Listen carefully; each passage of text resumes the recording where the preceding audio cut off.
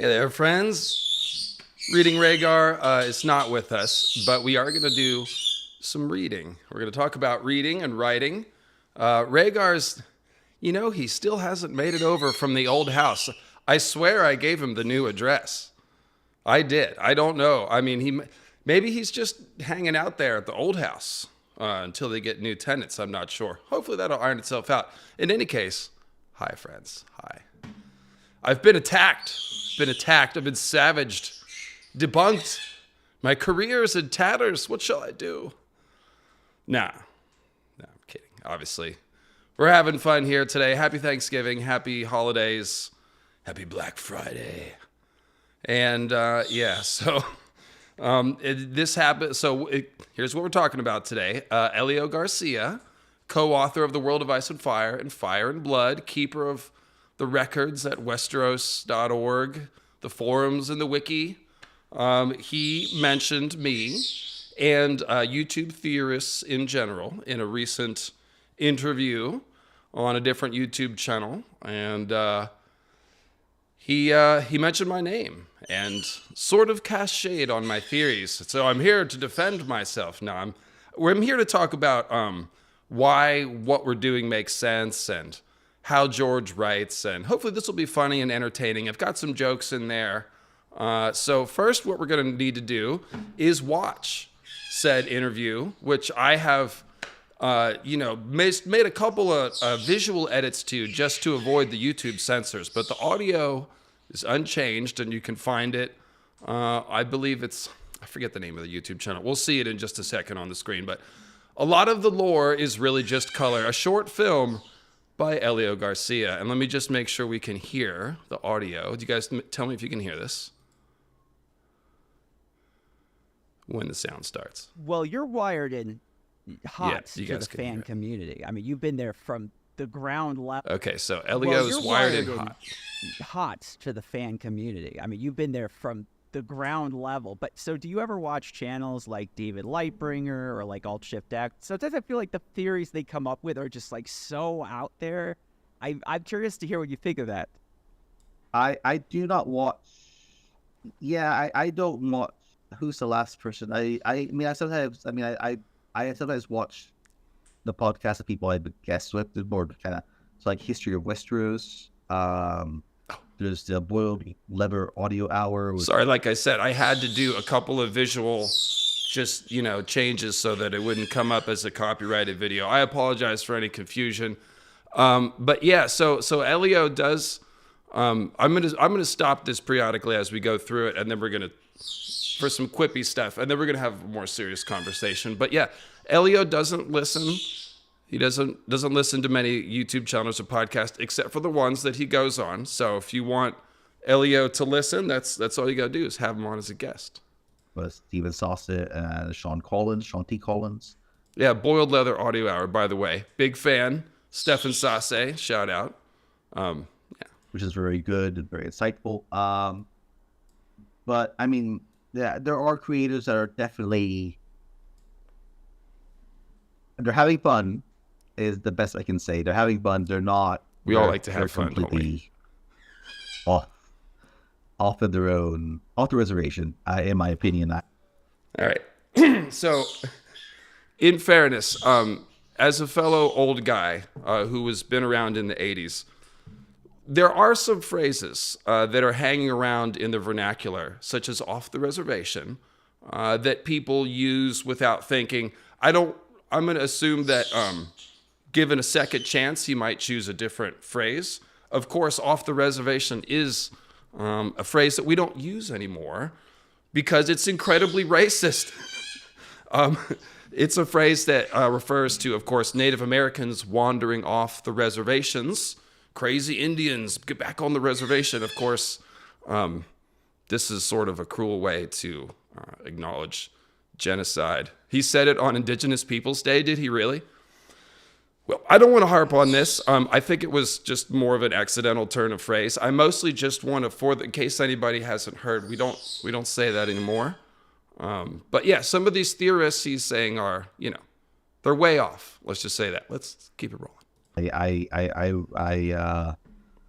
won't name names.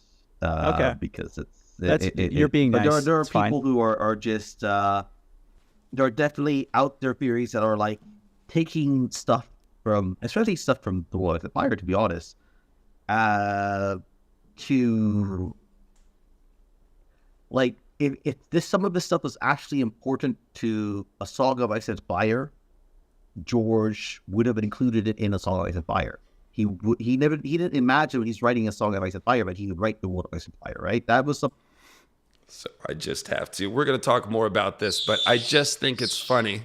As you can see, here we have George's co-authors of The World of Ice and Fire telling us that it doesn't really matter. It's not relevant to the story. I don't know if George would agree with that, but we'll get into that. Anyways, Song of Ice and Fire. Let it roll here. He didn't imagine when he's writing a Song of Ice and Fire, but he would write the World of Ice and Fire, right? That was something that came out, and a lot of it is just he's just having fun with the form of these are stories from that a maester has cataloged and heard, and these are what sailors say about these far off places. He's just having fun with it. There's a lot of homaging to Lovecraft, to Robert E. Howard, and it's not. It's a part of the world, like the oily black stone. That's a real thing in this universe, but it's not a thing that's important to a Song of Ice and Fire. Balin Greyjoy sends his regards. Oily Black Stone, of course, is in Book 1. Not just The World of Ice and Fire. Say hello to Kaiju Cleo. Sea Stone Chair, Book 1. Again, Balin Greyjoy sends his regards, but I digress. Cleo.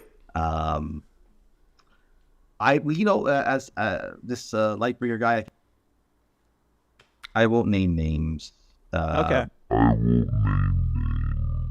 As this Lightbringer guy, I think he has a lot to do with, like, the astronomy and like constellations. I mean, we tried to get George to do a constellation, I just want to stop and thank Elio for not saying astrology. I hate that. This is not... We don't talk about astrology here, really, hardly ever. It's symbolism based on the stars is not astrology. He didn't say astrology. A lot of people do. So I do want to just say thank you for not saying astrology, but carry on, Elio. Can we do like a star map, like a maester star map? Because he's named constellations, he's named planets, the 9 wanderers, and so on. So yeah, that'd be kind of cool to have it roll. And George didn't want he wasn't interested in it. And to me, that's like, okay, it's not because he reveals secrets. It's because it's not. It's just color. It's just part of a color of a setting to have some of these details. It's not really relevant to anything thematic or storytelling wise.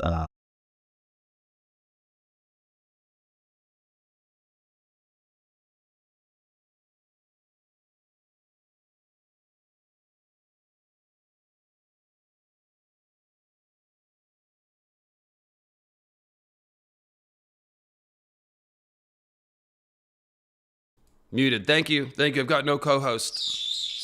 Sorry. Yeah. But I think you guys probably figured out what I was saying.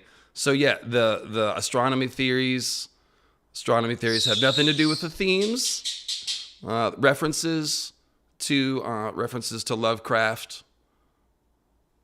Nothing to do with the themes. The thing that he said real quick that you might not have caught. There was something about a rumor about George doing a star map.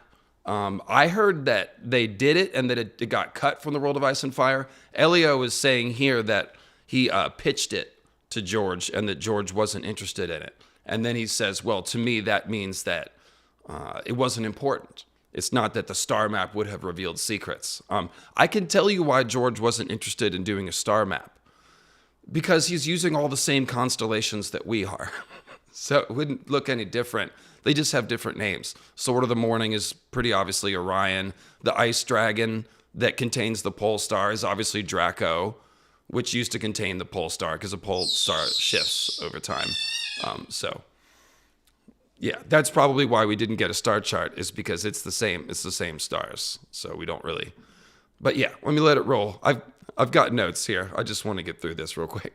I would be very, very shocked if some of the theories related to this came true. It is fascinating to think about that. Which, by the way, is kind of at the heart of this. My theories are ambitious. They always have been. I was on Elio's forum back in 2014, 2015, posting these theories. There are certain people that are always going to be turned off by anybody with an ambitious theory that attempts to like solve the big puzzles. That's not anything having to do with me or how great I am or anything else. Anybody that does that will be met with resistance. I learned that early on. So that's why I put the cry face. Yeah, a lot of people will be upset if moon meteors cause a new long night, but that's okay. Time, because we've had this hang time between Dance of Dragons and Winds of Winter. Yeah. People have come up with just so much of their own fan theories and content, and it's some of it's really crazy. But it reminds me of I'm Christian. It reminds me of people who are like reading, like trying to grab new meaning from like scripture, or like Kabbalah. People have said this a lot about Kabbalah, and they're trying to extract like entire things. They just aren't there, but they're kind of like torturing the text to get out of it. That's what it reminds me of. I think I watch some of the lore videos and I get a chuckle out of them. I think it's fun to like imagine, like, okay, so this reference to Lovecraft, that means that the deep ones are going to play a big role in Winds of Winter. And I'm like, probably not. But yeah. So let me just say, I asserted that the deep ones are real. I did not assert that the deep ones are going to take over Winds of Winter. They're definitely not. But they are real. So thanks for watching the video. I think it's fun to make the theories and so on. And I just want to highlight how much Elio loves fun and theories. He said several times, it's lots of fun. Clearly he's a fun guy, likes doing fun stuff. So we're definitely not putting down people having fun at all. When as soon as you started to connect, and this is gonna happen because in Always a Fire, because of this, that's the part where it's like, no, this is part of the world, but it's not part of the story of Always a Fire. Always a Fire story is a very limited story of a particular slice of time, particular events that doesn't have to connect, to every piece of lore that's out there. A lot of the lore is really just color. And there we have it. A short film by Elio Garcia.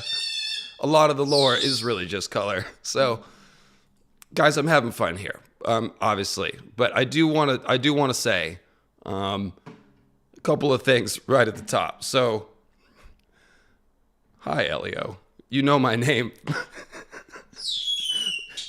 The interviewer said David Lightbringer at the beginning. He said, have you ever watched channels like David Lightbringer? Then he's like, I'm not going to name names, but that Lightbringer guy. Now, in fairness, I did used to call myself Lucifer Means Lightbringer, and now I'm David Lightbringer. So that Lightbringer guy, I mean, he changes his name all the time. That's fair. But yes, hi, Elio.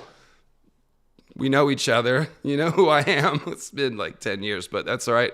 I am grateful, guys, to have my theories discussed and my name mentioned in whatever capacity. That is what it's all about. That's why I'm here. I'm not here because I want to do drama. Like, no, he gave me a chance to justify my theories and how we do theory crafting. And I don't need much of an excuse to do that. So that's what we're here to do. Like I said, I started my career on Elio's forums, Westeros.org fan forums. It was the place to talk about Ice and Fire 10 years ago. It was like Reddit and Westeros.org. I posted all my first theories there, made a lot of friends there. There's probably a couple people in the chat that go all the way back that long. Crowfood's daughter, Disputed Lands, like she goes back that far. That's where we met, on the forums. So I appreciate Elio's place in the community in the sense that I have benefited from his forum, and all of us probably visit the wiki all the time. Anybody who does Ice and Fire theories, we visit the wiki to corroborate details every time we do a stream. So yeah, shout out to Elio. Obviously, we've all enjoyed World of Ice and Fire and Blood. And, George is a busy guy. Elio and Linda helped him pull that off and get those published, collate the details and stuff. So yeah, it's not a bad blood thing, but mostly just want to get to the substance here. So, of course, Elio and Linda, like I said, they keep the wiki. They keep track of the horse's eye colors. And, Elio in this interview was called Lore Master, right? I think what's more accurate is he's more like the master of horses' eye colors. Because that's kind of like, the word lore is actually short for folklore. So when we talk about the lore of Ice and Fire, that's the stuff that we talk about, the folklore. The colors of the people's eye colors and the details of like what sisters are how old and what relation to what brothers and family tree stuff, that's what Elio specializes in. So that's what he brought to the World of Ice and Fire. The World of Ice and Fire is basically like half of it or most of it is Westeros history, right? And then there's the Far East stuff, a bunch of new information about Cohord, Karth, and Ashai. Actually, there wasn't much about Karth. But point is, what they did is they took, since they are the collators of the details, they wrote that part of the World of Ice and Fire. But all the new information about Ashai and stuff came from George. And so that's kind of the stuff that we're talking about here. And the main thing that I want to make clear is that Elio says, in my opinion, these guys are off, they're off the map, let's say, okay? He's free to opine about people's theories because he doesn't know the end of the story. So I think some people are mistaken about that. They see Elio say something about the books and what George is doing. Oh, George is just having fun. Elio actually doesn't know. He doesn't have secret knowledge about the future or what George means by the symbolism. Obviously, he hasn't caught on to that at all. So I just want to say that the reason why he is free to give his opinions is because he doesn't know the ending. If he knew the ending, right, Goose? Then he wouldn't be out here giving his opinion about theories, because obviously that would be spoiling things. So going all the way back to like when I joined the forums in 2014, Elio, whose forum name is Ran, has always like mixed it up and debated theories and stuff. So that's par for the course. He's free to do that, and and I'm free to debunk everything that he said. So what did he say? He said several essential criticisms here, and I'll just sum them up. He's kind of implying that YouTube theorists are essentially doing fan fiction. We're freelancing. We're making stuff up. We're just having fun, but we're way off base. Okay, that's what us YouTubers. The question was David Lightbringer or Alt-Shift-X. Sometimes those theories are just way out there. What do you think? And he's like, yeah, these guys are just having fun. Alt-Shift-X mostly is doing analysis and commentary. Not like a ton of theories, really. It's hard to fathom saying anything bad about Alt-Shift-X's channel. It's basically pure goodness. He's a great host. Everything he covers is well done and entertaining. He talks about food with Glidus for hours. So I'm not sure what that's about. Rolling your eyes at my theories, I get a little more. Alt-Shift-X is pretty mainstream, but essentially, I am happy to defend all YouTubers. I do think we're doing valuable things here. We'll get to that. Culture scene. What was it called? I'm sorry, I forgot the name of it already. He mentioned Bible code and Kabbalah mysticism, torturing the text. These are not new criticisms. I've been hearing these since I've been making my theories. So we'll talk about if we're torturing the text or not. The homages to Lovecraft and Howard, such as the Orly Black Stone. They're part of the world, but they're not important to A Song of Ice and Fire. That's what he asserted. He basically implied that using references to external works to bolster theories is not legitimate. So he's saying, as soon as you're looking at some other reference like Lovecraft or Tolkien, and then you're saying, oh, so this is going to happen in Ice and Fire because of that, you lose me. That's what he was saying. So he's basically saying, yeah, George is referring to other stuff, but that doesn't help you solve the story. He's saying that the world of Ice and Fire is not part of the main series, and if it was important, George would have written it in the main series. So I take that to mean that also Fire and Blood and Dunk and Egg, which are not part of the main series, are also not important to the main story. That sounds like that's what he's suggesting. The world of Ice and Fire is essentially just George having fun. You know, the sailors say the shy is made of oily black stone, etc. And of course, that astronomy-related theories are not relevant to anything thematic or storytelling-wise. That's probably the main one I'm going to go in on. And it would be shocking if moon meteors fall. We can all agree on that. It will be a pleasant surprise. So I've got hang on a second, guys. I got a frog in my throat.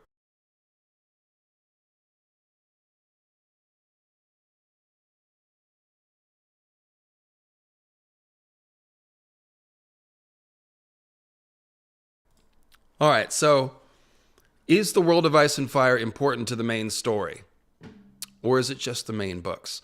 This is something that people talked about when the world of Ice and Fire came out, and some of us were diving into the new information and making theories. And some people were offended by this, like, this is just a coffee table book. This isn't important. None of that is important. The nods to Lovecraft are just homages. Heard all this stuff, okay? So I would like to introduce you to someone named Brynden Rivers, the three-eyed crow. In A Song of Ice and Fire, we don't learn anything about Bloodraven. He's just a tree wizard who sort of remembers stuff. We find out about Brynden Rivers, a.k.a. Bloodraven, in Dunk and Egg almost exclusively. So without Dunk and Egg, we wouldn't really understand or appreciate Bloodraven at all. We do know that George said from the beginning he conceived of a three-eyed crow that was a Targaryen.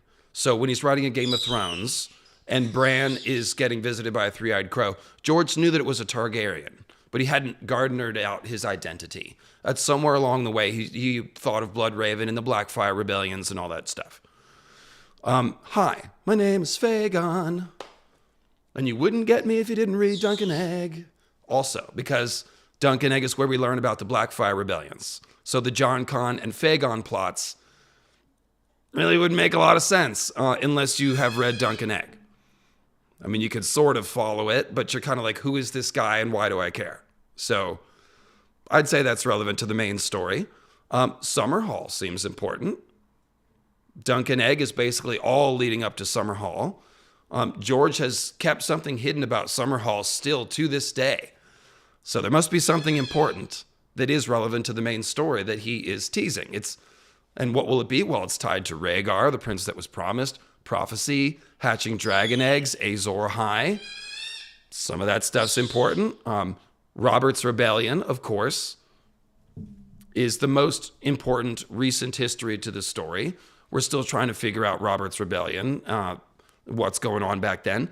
And, of course, the world of Ice and Fire gives us a ton of new information about Robert's Rebellion, which is important to the story. So, if George thought it was important to the story, he would have written it in the main books. That is false. He wrote a lot of important stuff in the world of Ice and Fire, such as the Tywin section, which tells us a lot about Tywin and the Lannisters and the world of Ice and Fire and Mad King Aerys and all that stuff. Aegon's prophecy isn't even in the world of Ice and Fire. It's hinted at in Dunk and Egg and in the main series, mostly in Dunk and Egg. It was revealed by George in a bloody interview and then in House of the Dragon. It's important to the story. It's the reason why Aegon conquered. It's probably something that Rhaegar and Lyanna talked about. It's something that Jon's going to find out about.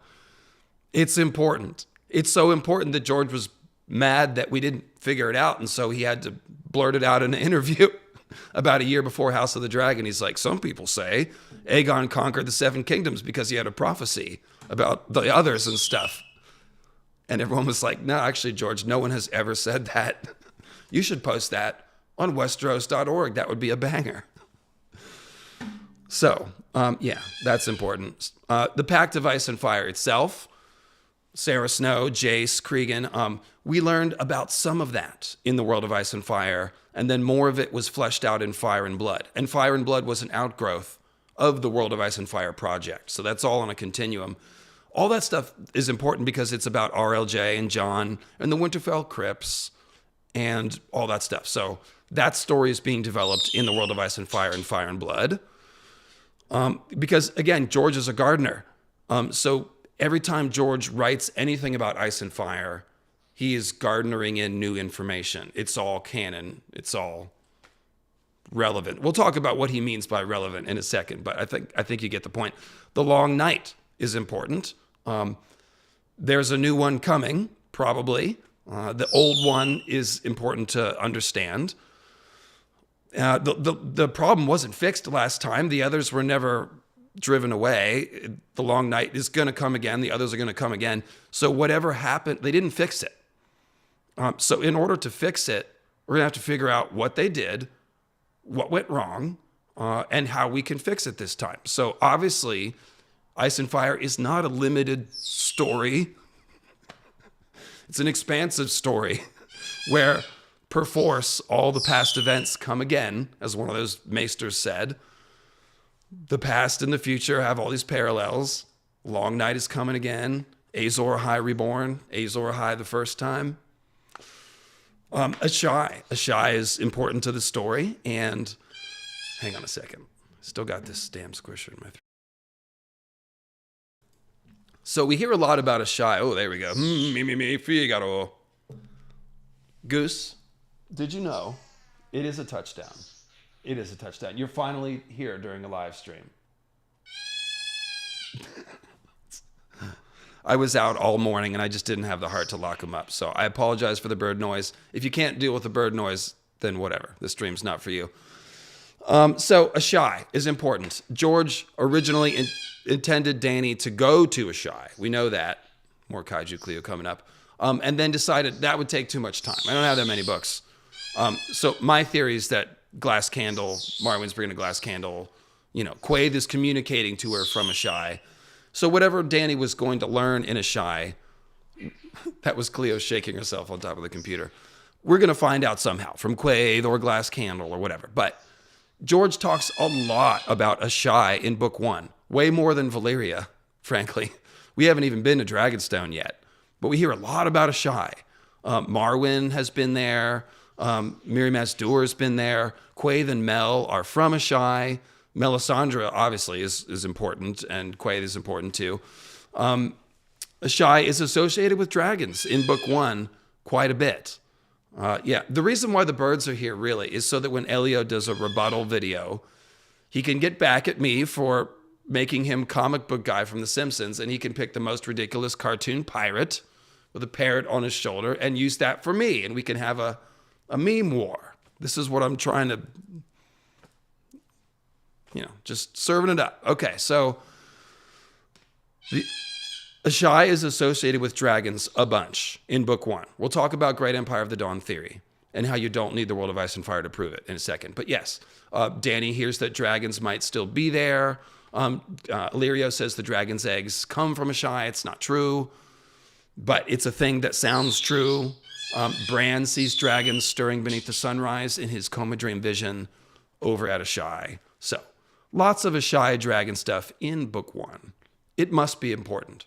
But you know where we learned a whole lot more about Ashai? The World of Ice and Fire, which is not relevant to the main story. Only if Ashai is not relevant, and only if Azor Ahai is not relevant. I'm sorry, I don't mean to repeatedly, I should have worn like a basketball jersey for all the dunking that I'm doing here. I'm trying to be nice, but some of the things he said are silly.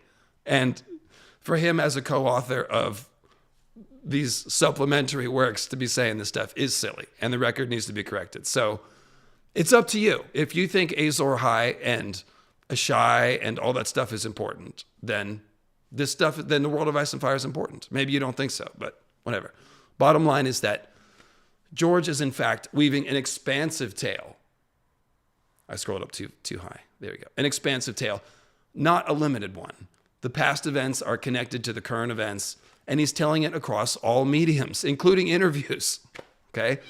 But definitely all the written works. Why did Bran go all the way north to become a tree wizard whose main ability is to look into the past if the past isn't important? I ask you. History is the seed in George's garden. Ooh, I love how you put that, Kimberly.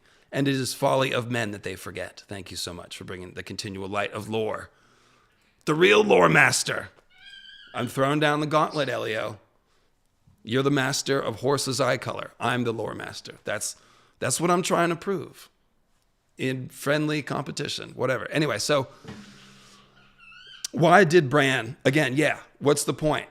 His main power is to look into the past. So probably the past is important. But yes, really well said, Kimberly. History is the seed in George's garden. That's great. The backstory in fantasy is always important, frankly. Like it's one of the main draws of fantasy. Cleo, come here, girl. Any good author is going to integrate their world building with their themes and with the events of the main story. And George is very good at this. So the assumption that it's essentially color and fluff, as far as I can tell, is based on nothing but Elio's opinion or bias about world building. But it's really counterintuitive. If you think that George is a great writer, then his lore and world building should be tied to the themes of the story. And in fact, of course, it is, as I'm going to show you. So even the world building that is just for funsies, like the deep ones, okay, it still makes sense. And it still has little mysteries that we're supposed to solve. It can still be relevant even when it's not, quote, centrally important. So this whole language about not important, not relevant to the main story, it's really strange language to me. It's kind of like reading the story is like passing a test. Like the goal of reading the books is to get to the end and beat the others and understand the main stuff. And anything that's not the main stuff isn't relevant. And who cares? It's just color. I don't know. I mean, I think all of us here in the chat, we're here to enjoy the entire story. And I think George puts a lot of care into every detail. Look how upset he got when Maelor was cut.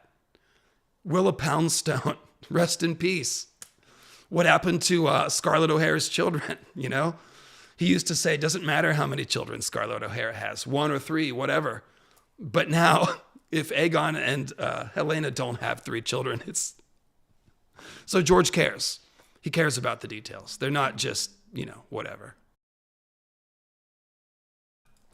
And of course, it adds context. It makes the world rich. But my main point is that fantasy, the world building is a major draw. The mysteries of the world building. My Sothorios video is like the biggest video I've put out in 2 years. The one about Sothorios. John Azor High, whatever. Danny Azor High, okay, I might watch that. Sothorios. Oh, you've got a video about the cannibal? Ooh, tell me more. That's y'all. That's what y'all are interested in.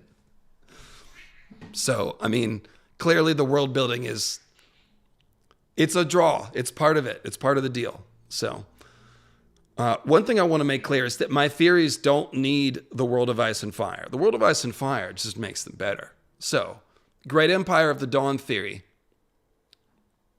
Let me just adjust this so I can not scroll past. There we go.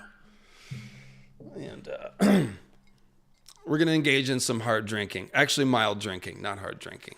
This is mostly for my throat, and honestly. But bottoms up. It's the weekend.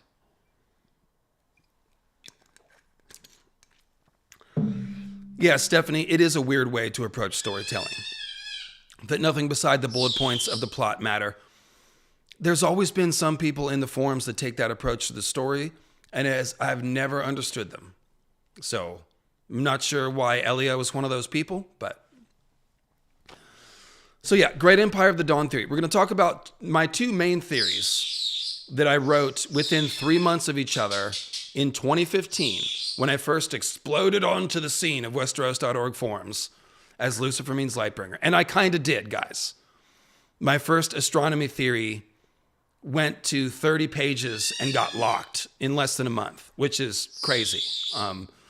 Thousands of comments. I had to do a part 2. I did the first 3 or 4, and they all went crazy. And that's when I started a YouTube channel and a podcast. So again, I am very grateful to Elio for hosting Westeros.org, and I'm trying to keep this in a sporting spirit. But the point is, we're going to talk about my main 2 theories, which is the Great Empire of the Dawn and the Moon Meteor Long Night theory. So Great Empire of the Dawn theory is really just Dragon Lords from ancient to shy. Great Empire of the Dawn is the name of those Dragon Lords. But before we knew that, before we knew the name, which came in the World of Ice and Fire, there are lots of people that were sniffing around at the idea of Dragon Lords from ancient to shy, including Elio. I shit you not. We'll get to that. So you can put together a lot of this theory in a Game of Thrones. Because again, Dany's dragon's eggs are supposedly from a shy. Her handmaidens, say, oh, maybe he's still in a shy. Dragons maybe are still there. Bran's vision, he looks east to a shy and sees dragons stirring beneath the sunrise. Jorah talks about taking Dany there. And then Dany has that vision of the gemstone-eyed Valyrian ghosts with swords of pale fire. And all we can say when we're just reading that first book is that these ghosts look like Valyrians, but only one has purple eyes. So if you're really sharp, you'd think about this and you'd be like, who are these other 3 people with silver hair talking about Wake the Dragon, but they don't have purple eyes? They have different eye colors. This is a hint that the Valyrians are one surviving tribe or culture from a greater culture where there were more types of Dragon Lords than Valyrians. That's what the dream is implying if you think about it. I'm not saying I caught that on my first read. I'm just saying it's there. No, I don't have any theories about Ulthos. Crowfood's daughter has looked at the purple trees on the map of Ulthos and speculated that it's a whole forest of Shade of the Evening trees and that a shy was originally built out of shade tree wood and that it petrified and turned to oily stone. So Crowfood's daughter is the only one I know with an Ulthos theory, and it's a pretty good one. So that's the Disputed Lands channel, and that is, I think her, I don't know the title, but it's something about oily stone and the shade trees. So check that one out. It's a really cool video. So all that's in A Game of Thrones. In A Clash of Kings and A Storm of Swords, we then get the Lightbringer legend and the Azor Ahai legend, which Melisandre says comes from a shy. Okay, so remember, Dany's vision of the gemstone ghosts also has the flaming swords. So now we've got a flaming sword legend tied to a shy. And then we've also got the Valyrian-looking Danes. We're starting to get more Danes. Edric Dane now with quasi-Valyrian looks. It's really Darkstar in Book 4, but we do hear about their star sword. So we've got, Red Comet tied to Azor Ahai and a flaming sword. There's a star sword here. So this lore is starting to build up. Now, in A Feast for Crows, we hear about Darkstar. And Darkstar looks like a damn Dragon Lord. Arianne says, hair like a silver glacier. He looks like a Dragon Lord. Okay, so now we're really wondering what's up with these Danes. Elio actually speculated that there is a common ancestor of Valyria and the Danes after the 4th book, before Dance with Dragons ever came out, and before I ever started writing theories, and before the World of Ice and Fire. Elio himself said there might be a common ancestor between Valyria and the Danes, because these Danes look like Dragon Lords, but they supposedly have been in Westeros since the Dawn Age. And George clarified in an interview that the Danes do not have Valyrian blood, or they don't have Targaryen blood. So we know, we know they're not a Valyrian house because all the Valyrian houses are named Celtigar, Velaryon, and Targaryen, and Cohorys. The Danes are not listed. So the Danes look like Dragon Lords. They have a magic star sword, but they're not related to the Targaryens or the Valyrians. So at this point, Elio said, I think there's a common ancestor between the Danes and the Valerians. And he was right. It's the Great Empire of the Dawn. And we just find out more information about that in the World of Ice and Fire. So then we've got Septon Barth in the World of Ice and Fire. I mean, you could say the Great Empire of the Dawn theory is Septon Barth's theory, because he said, in Ashai there are ancient records that say men from the shadow tamed dragons first and taught their arts to the Valerians before passing from the annals of history. So again, the Great Empire of the Dawn is just the name of the dragon lords from Ashai who taught the Valerians. That's really all that I'm doing, is connecting those things. So it's the least crazy theory. Like moon meteor theory, which is still solid, is not even as solid as this. This is just like as solid as it goes. And yes, Noel, there has been some unfortunate statements from Linda, which I'm choosing not to address here. I might address those at a different time. They are distasteful. She was very loud about her. She was one of those people who did not like the casting of the Valarians. I'll just say that. She really did not like it and talked about it a lot. But I want to keep the focus on writing and the books for now. So, but yeah, if you know, you know. Yeah. So, moving right along. In the World of Ice and Fire, yes, we get Septon Barth saying maybe there were men from the shadow who tamed dragons first. But if they tamed dragons, why didn't they conquer like the Valerians did? But then we hear about this giant empire in the Far East, Great Empire of the Dawn, whose borders arguably might include Ashai. And if they don't include Ashai, then it's running right up to Ashai. So basically all I did was look at the information and say, this Great Empire of the Dawn, which is associated with these massive works of fused stone, the 5/4, they must be the dragon lords from Ashai, because you can only make fused stone, so far as we've been told, with dragons. And if they made 5 giant fortresses with fused stone, they must have dragon fire and sorcery to make it.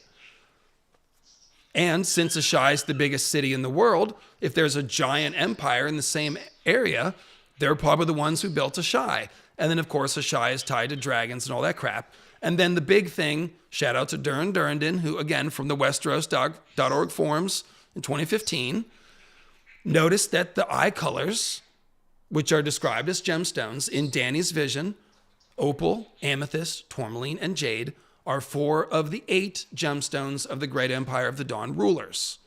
So now we can figure out, who are these Valerian-looking people urging Dany to wake the dragon with flaming pale fire swords?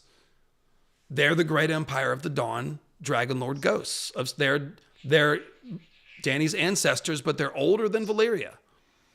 So you can see that this theory was built up slowly over time through all the books. And it was sort of like the capstones were in the World of Ice and Fire. But it's not a World of Ice and Fire dependent theory by any means. We've already proven that World of Ice and Fire is important, and it's fine to make theories from the World of Ice and Fire.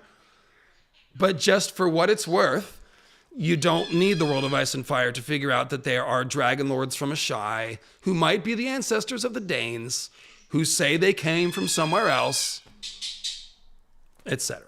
So the bottom line, hang on.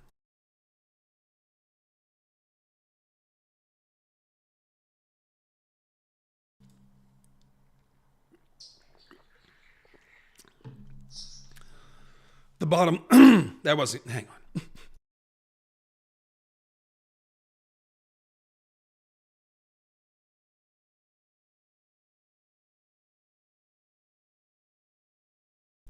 The bottom line is that the big reveal with this whole damn theory is that Azor Ahai was a dragon lord, and that he came to Westeros, and that the reason why all this Azor Ahai stuff from Ashai is relevant to Westeros is because the first Azor Ahai came to Westeros. And that magic sword that the Danes have, that's probably Lightbringer. And they probably brought it from the Far East and brought it over to Westeros. And the last hero probably used it and fought the long night with it. It's basically the whole point of the Great Empire of the Dawn theory is to connect all this Azor Ahai shit from Asshai to Westeros. Because when you're reading the story, you're like, why does Melisandre keep talking about prophecies from Asshai and Azor Ahai? What's that got to do with anything? We're worried about the others and the children of the forest.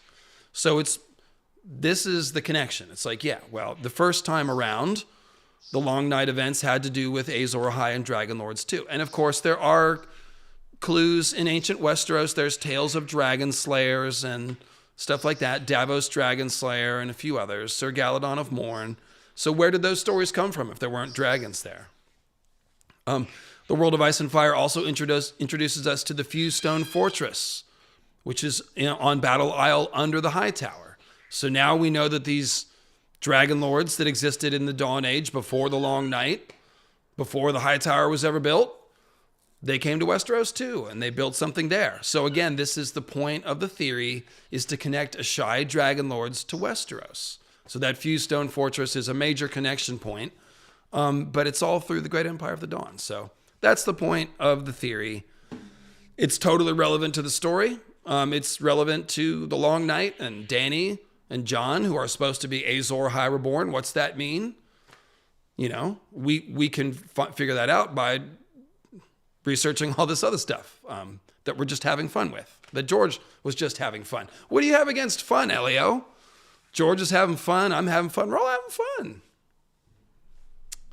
Anyway, moon meteor theory. This one you can definitely figure out in a Game of Thrones. As soon as you hear that the Long Night is an event where the sun hides its face for years at a time, this is some sort of winter, some sort of global winter, okay? There's literally only 3 things that can cause that rationally. A nuclear winter, enough nuclear weapons go off, the atmosphere will get clouded with smoke and fallout and debris and stuff. Enough volcanic eruptions can do it. A super volcano can do it. Or, of course, an impact winter. Those are the 3 kinds of global winters that we have.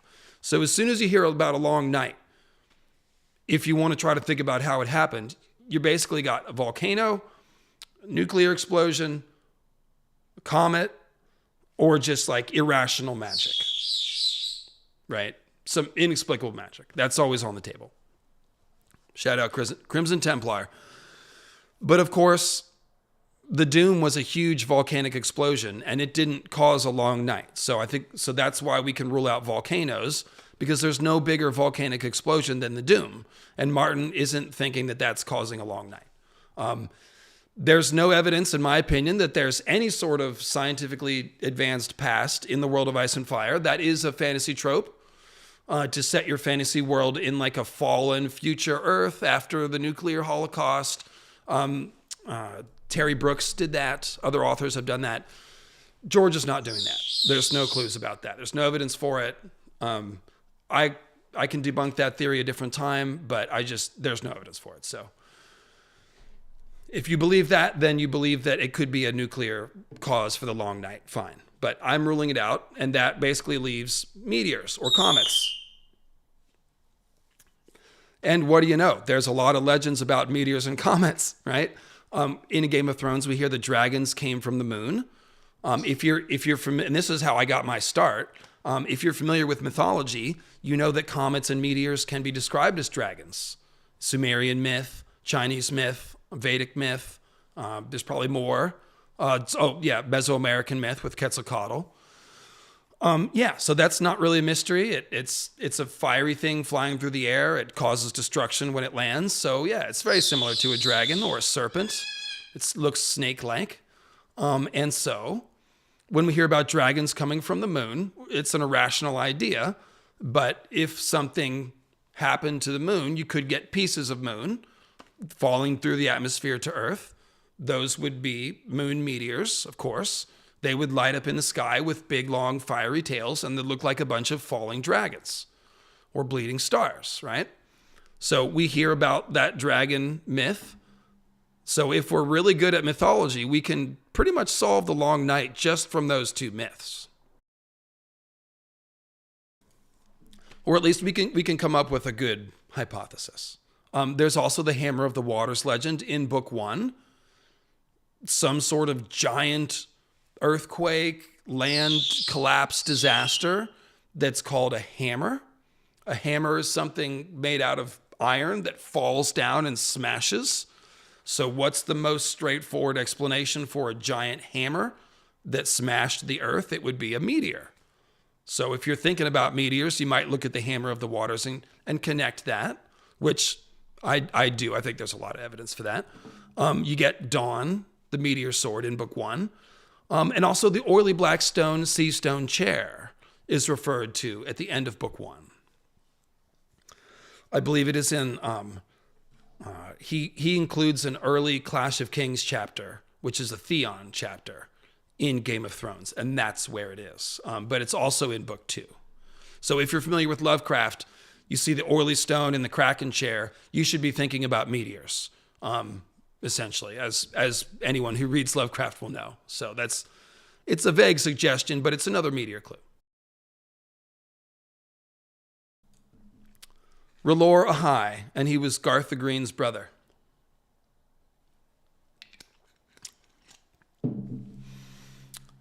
It's possible. These people could all be connected.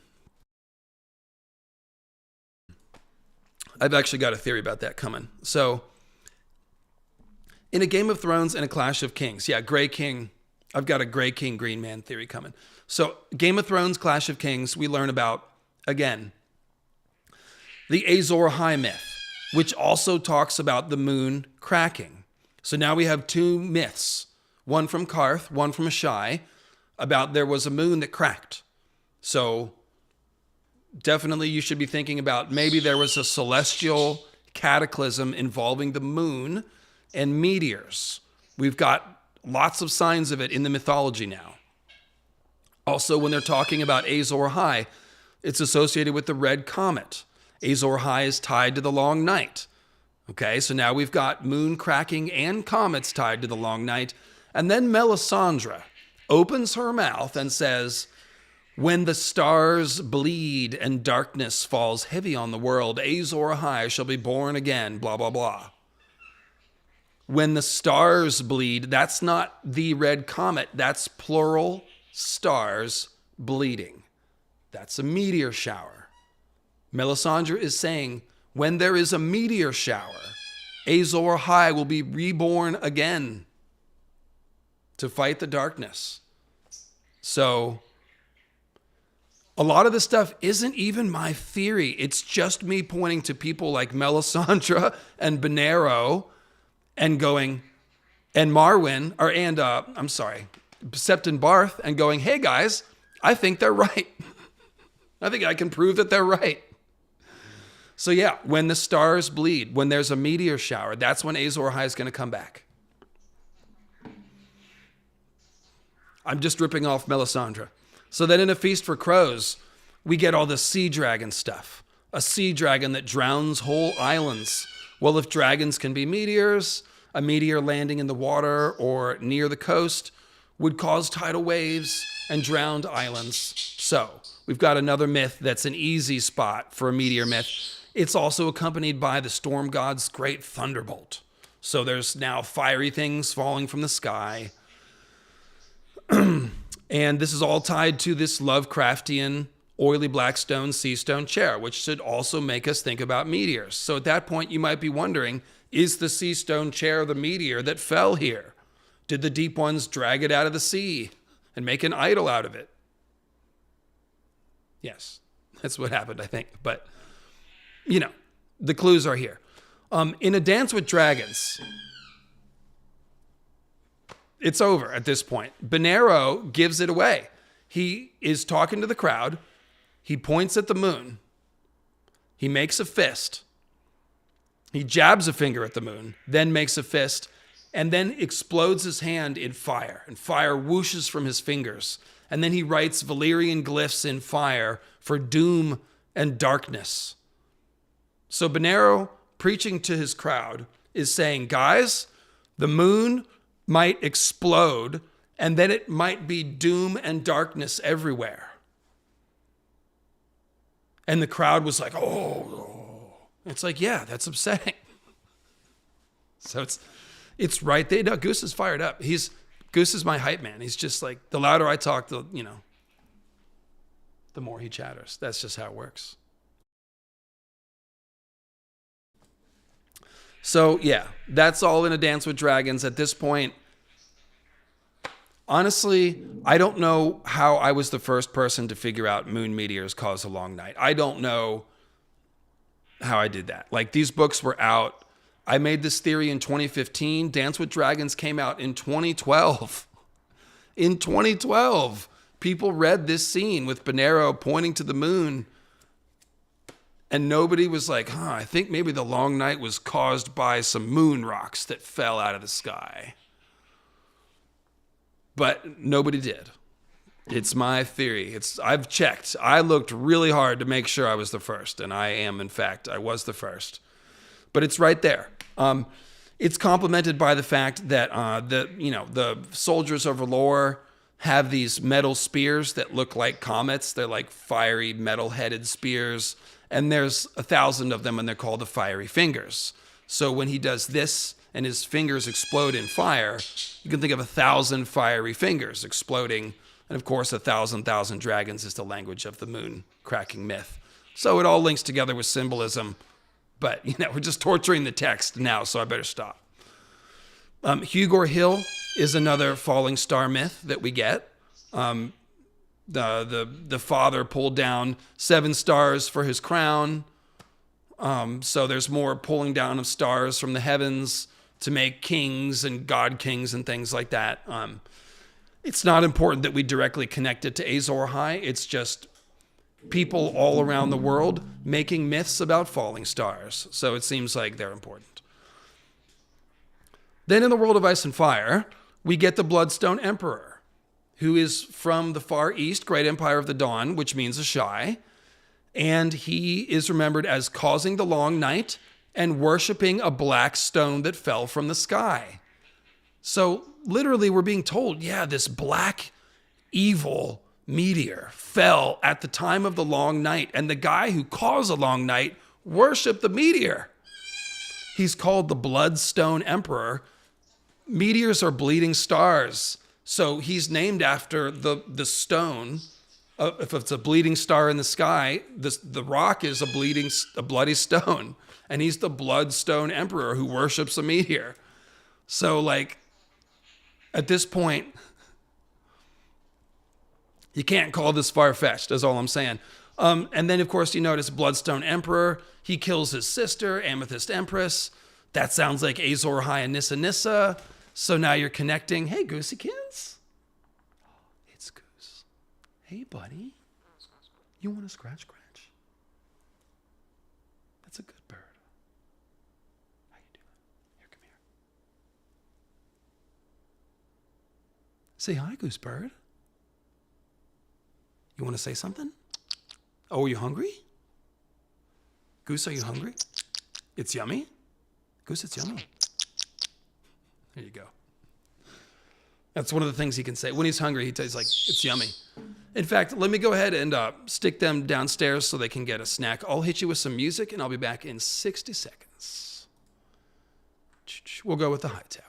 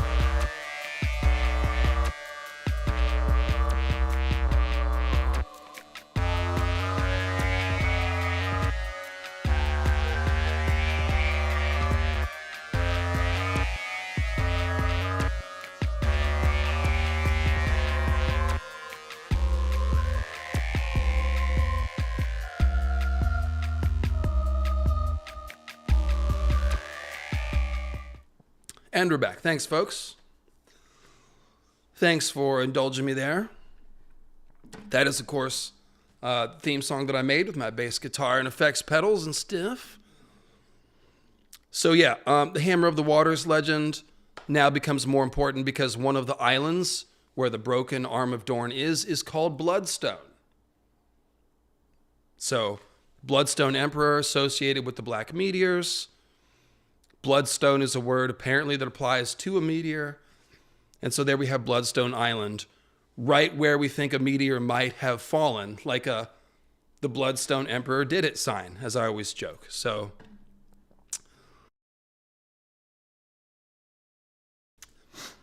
lots of stuff. And then, of course, the Great Empire of the Dawn theory complements moon meteor theory because it's, again, about the ties between Ashai and Bloodstone Emperor and his black meteor and Westeros and things like Dawn, the meteor sword, the Hammer of the Waters, and the Long Night. So these two theories are complementary, and I wrote moon meteor theory in March of 2015. Great Empire of the Dawn was like April or May.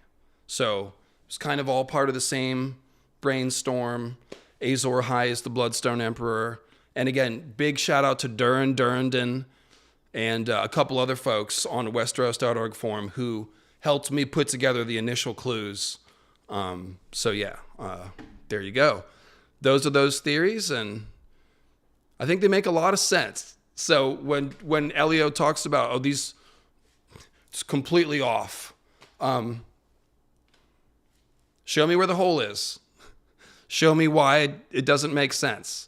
Show me what's your idea about how the Long Night worked. You know, why has George got all these myths about meteors? And why is he always talking about the moon? You know what I'm saying? So, show me the hole, David Lightbringer. Yeah, the hole in the theory. Show me your hole. That's all I'm saying, you know? Like, I wouldn't call these theories far-fetched. They're extremely grounded in the text, and they're corroborated from many angles. We haven't even talked about any of the symbolism. We're just talking logistics. I haven't gone to any of the scenes in all the chapters of the books where George is role-playing out moons and comets and meteors and dragons and shit. It's in every chapter. Like, you could pick a chapter out of any book, and I will show you astronomy metaphors. We're not even going there. We don't need it. That's all extra. It makes sense if we're just thinking surface level plot. And we think, even if we think it's all color, like the language and there's no layered meaning, you can still figure this stuff out. So, bottom line is there are a lot of, well, I already said that. Is there anything I didn't say here? Yeah, just the main thing is that there's a new long night coming. So whatever triggered the old long night is probably going to happen again because the new long night's got to happen somehow. So if it was a meteor that caused the first one, it's probably going to be another meteor incident that causes the next one. And in fact, if you look at Jon Snow's A Dance with Dragons chapter, where he's having his wolf dream about the moon, it is all spelled out there too. The moon is screaming at Jon, snow, snow, snow. And then it's with the raven's voice. The moon is calling to him. And then as he wakes up, the moon raven lands on his chest with a thump. And then he picks up his pillow and throws it against the wall because one of these meteors is going to hit the wall. And the pillow explodes in a flurry of feathers. So now there's a snowstorm. So the moon was screaming snow. It fell out of the sky. It hit Jon. Then Jon woke up because this is when Jon's resurrection is going to happen. And the wall got hit with an object and there was a big snowstorm. Like I think one it's almost like a threat. Like the moon's like, snow, snow. It's like, okay, are you threatening me? I am Cornholio. Anyways, so yeah. If George ever puts out the Winds of Winter, and if the long night falls by the end of the Winds of Winter, which it really should, if we finish the Winds of Winter and there's no long night, we're all going to look at George and be like, The book's called The Winds of Winter, right?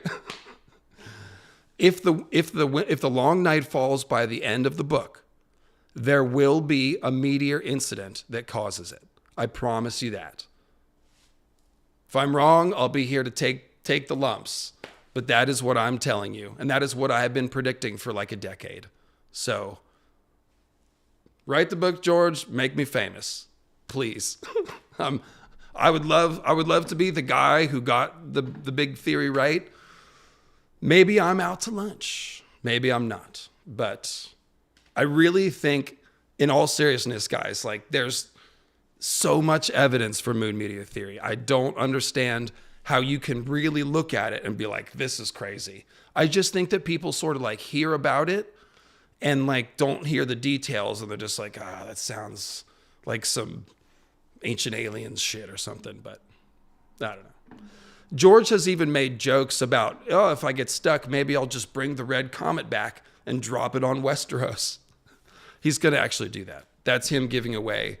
That's him having an incredible joke with himself, just teasing us, just like Bonero. Because I got to think he's like, unless he's found my channel and unless he's heard about my theory, then George is still sitting there writing. And I have no idea if George knows about my work at all. I honestly don't. No idea. I don't know how much his helpers tell him about stuff. No idea.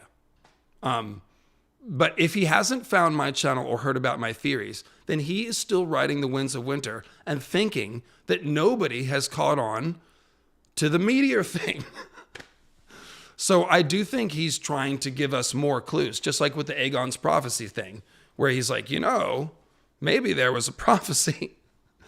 I think that's kind of why he's like, yeah, maybe I'll just bring the red comet back and drop it on Westeros. Have you ever thought about that? I've thought about it. Anyway, do you think the Game of Thrones comet was coming no matter what, or was it summoned somehow?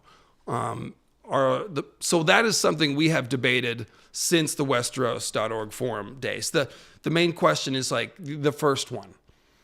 Was, did Azor Ahai or Bloodstone Emperor, did they do great magic and call forth the comet from the great Oort cloud? Maybe. There's like two sort of implied mechanisms that could do that. Dragonbinder horn is supposed to bind dragons and call dragons, but comets can be dragons. And the Dragonbinder sound is described a lot like the scream of Nissa Nissa, filling the world and stuff. God, what video is it? It's the my Euron 2-part video. Euron, King of the Apocalypse, has all this stuff. So it could be that Dragonbinder or one of those horns can call a comet. And this also ties to the Horn of Jormung, because the Horn of Jormung is supposed to bring down the wall. And I think it's going to be a meteor that brings down the wall. So calling a comet could be the way to bring down the wall. So it could be all the same horn. And of course, Jormung, let me go back to the super chats in a second. Let me just finish my train of thought. With the Horn of Jormung, that's named after Jormungandr from Norse myth. He is a world serpent who releases his tail at Ragnarok and starts, the destruction. So an apocalyptic name, if you will. So do I think it was called? I don't know. This is what I'm saying. I don't know. I can see the case for both. I can see the idea that the comet comes around every so often, and the wizard, maybe the magicians, the Bloodstone Emperor predicted it. He saw it coming, and he timed his magical murder of Nissa Nissa with the comet and harnessed its power, and maybe he steered it towards the moon.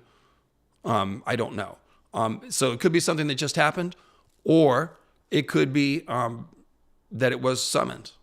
I can see a case for both. I should make a video entertaining both theories. It's purely in the realm of speculation at that point. There are some clues for either one. Either one could make sense and make a good story. So, hard to say. I think I'm most interested in watching what Dany and Euron do with their horns. There's Sam's horn, which is in Old Town, which Euron might get his hands on, and then there's Dragonbinder. So if there's going to be anything that people in the story do to call the comet back, because it needs to come back, keep your eye on Dragonbinder and that other horn and Euron and Dany. So I think after Winds of Winter we'll know the answer to this question. Thank you for what you do. You're welcome, Clover. You don't need to defend yourself. Oh, but this is fun, Amanda. Thank you, though. We love you for your theories, mythology, and hanging out. Well, I'm going to get to that. This is all about having fun and hanging out, not about being right, necessarily. I learned that. I was all about being right at first, but over time, I learned that it is, in fact, all about hanging out and having fun. So just to make sure I didn't miss any, shout out to Ross and Lucas. But yeah, okay, there we go.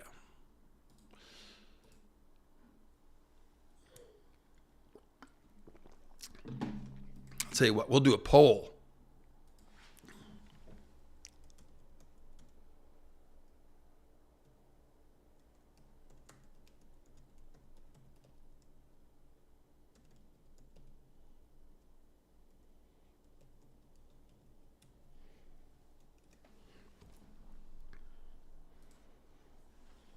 It's a comet made of OG Kush, not the original comet. I'm curious to see how this poll goes. Because like I said, either one could make sense.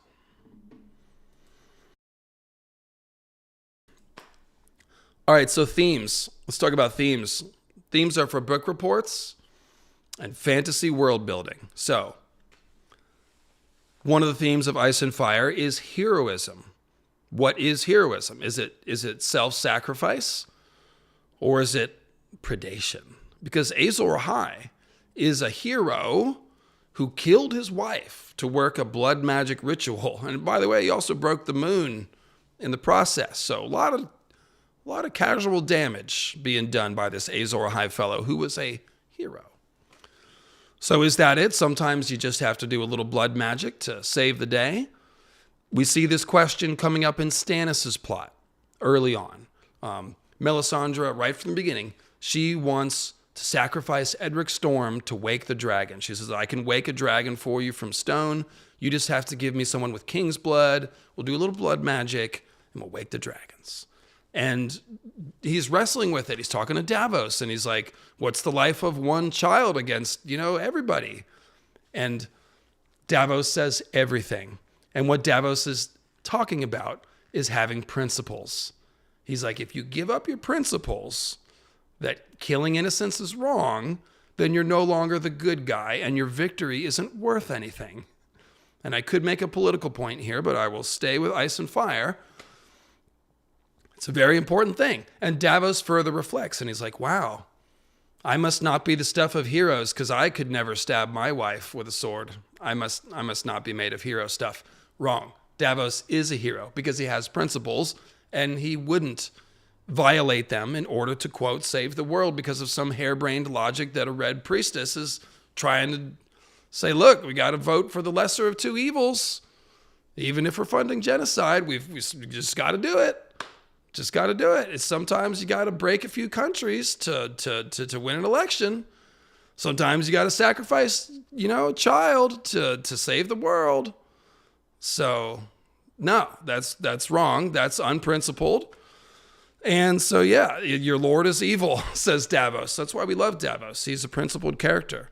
And he's exposing the lie of Azor Ahai and the myth. The thing about the myth is that it also shows us, give me your pineapples. It also shows us the real heroic ideal, which is Nissa Nissa.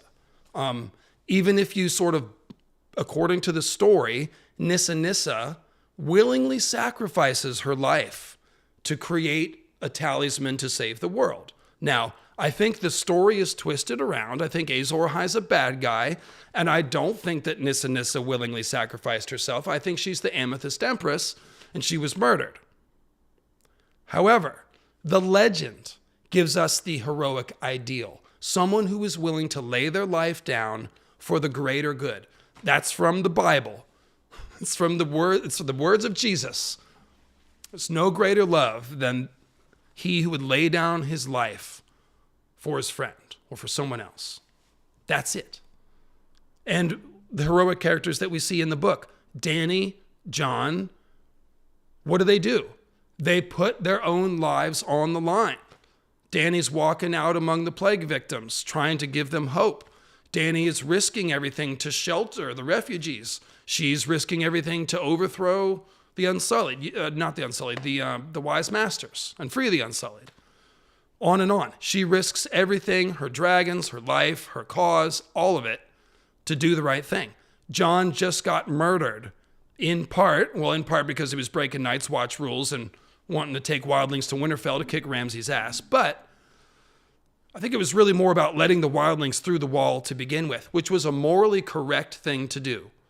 The wildlings are the subject of all kinds of dumb bigotry and stereotypes. John went and met them, and he's like, no, they're people just like us, and the living people should be on the south side of the wall when the others come. All of them. And he was right. So, Brienne, another character, no chance and no choice, defending the children at the inn against the Bloody Mummers, 7 against 1, she had no chance. But because she didn't run away and because she was principled, she held out long enough for Gendry and the other people to get there and save the children. She wasn't thanked for it, and you're not always thanked for doing the right thing, which is something that George is showing us. But doing the right thing is always the right thing, and you should always do it. And that's what a hero is. Sam, same thing, puts his life on the line to save Gilly and the baby. This is heroism. It's not hard to spot. And then on the other hand, we have Euron. We have someone who's willing to use his own children. Fulia Flowers, the mother of his child, has got her tied to the front of a boat. He'll use his brothers. He'll sacrifice anybody and anything to get what he wants. That's the That's the evil Azor Ahai. So, point is, major theme of the story, echoed in the folklore. And not just in the folklore, but specifically George is asking us to apply our morals to the Azor Ahai legend. And if we do that, we figure out that he is an evil person. He's murdering his wife and committing an act of blood magic, so he can't be the hero. And then you look at the moon and you're like, wait a minute, this is the cause of the long night. This asshole is committing blood magic and violating the heavens. This is the cause of it. So the morality and the theory crafting, they're tied together. And they're tied to the themes. So, all right, 1 second here.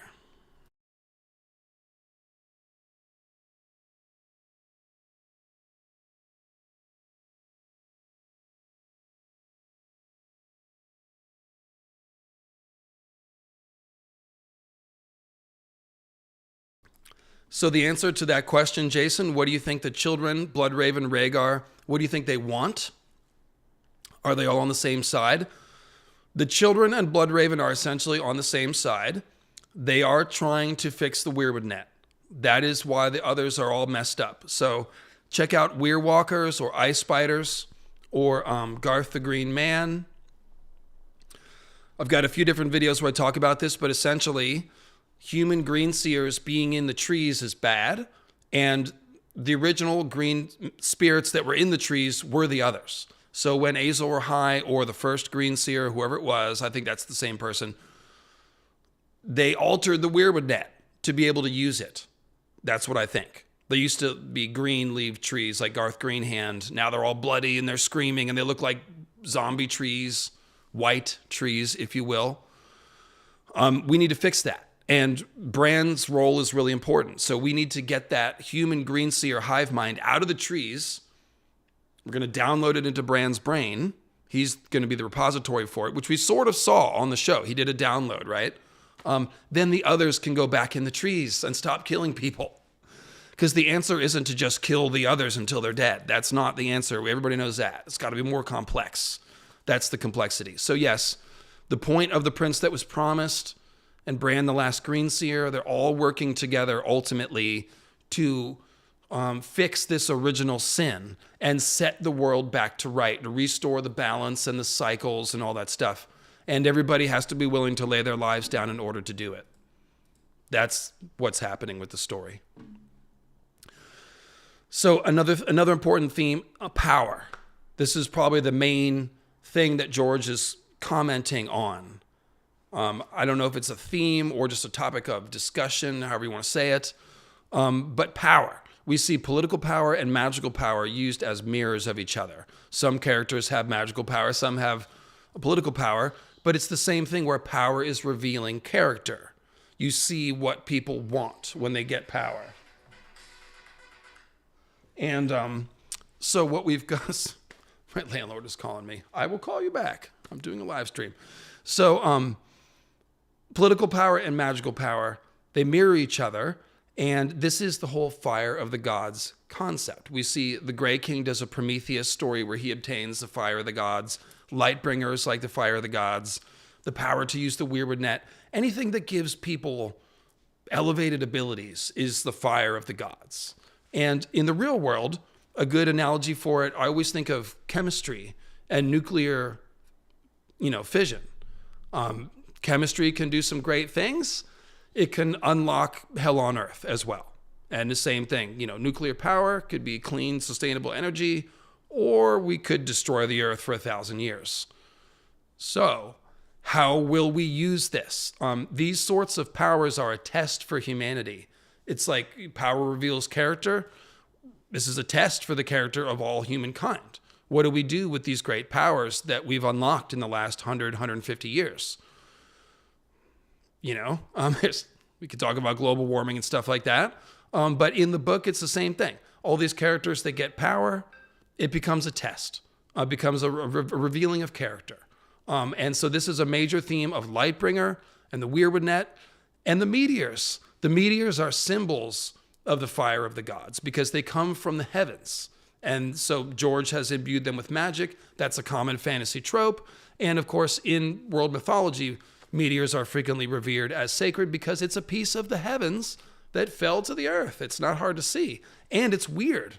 If you can find one of them, it's super heavy. And there's iron in there. There's like ready to go iron alloys, which are very close to steel.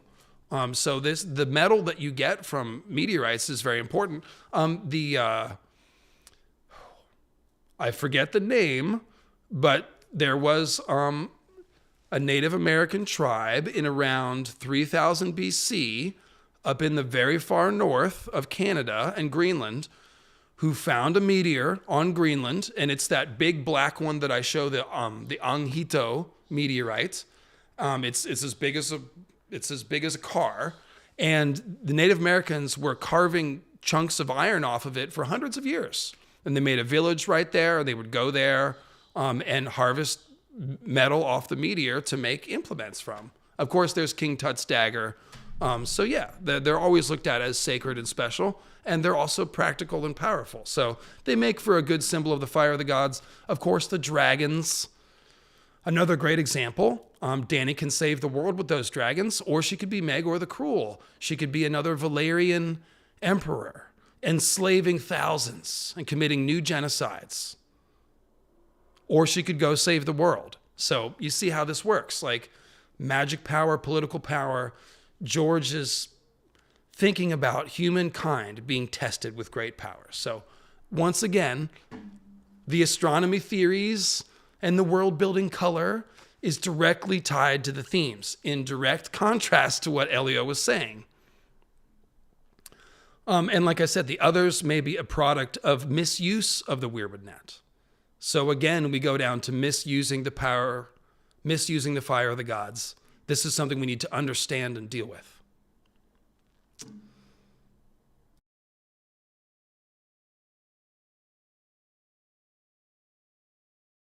So then we've got another theme, reconciliation and atonement. I love this one. This is the main one with the others. They're otherized. Then we have a population of humans, the wildlings, who live in the same place as the others, and they are otherized, meaning there's tales they are bigotried against. They are stereotyped. They are considered subhuman.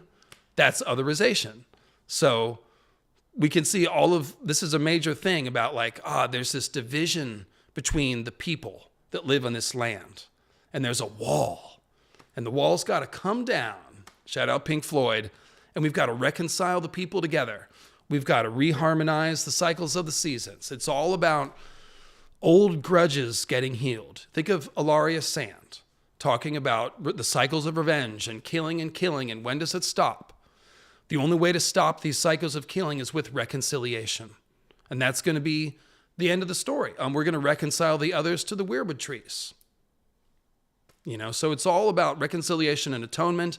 And so just once again, the magical world building puzzles and problems and mysteries, they echo the main themes of the story. And this is something that any good writer should do. If you're a writer, you should do this.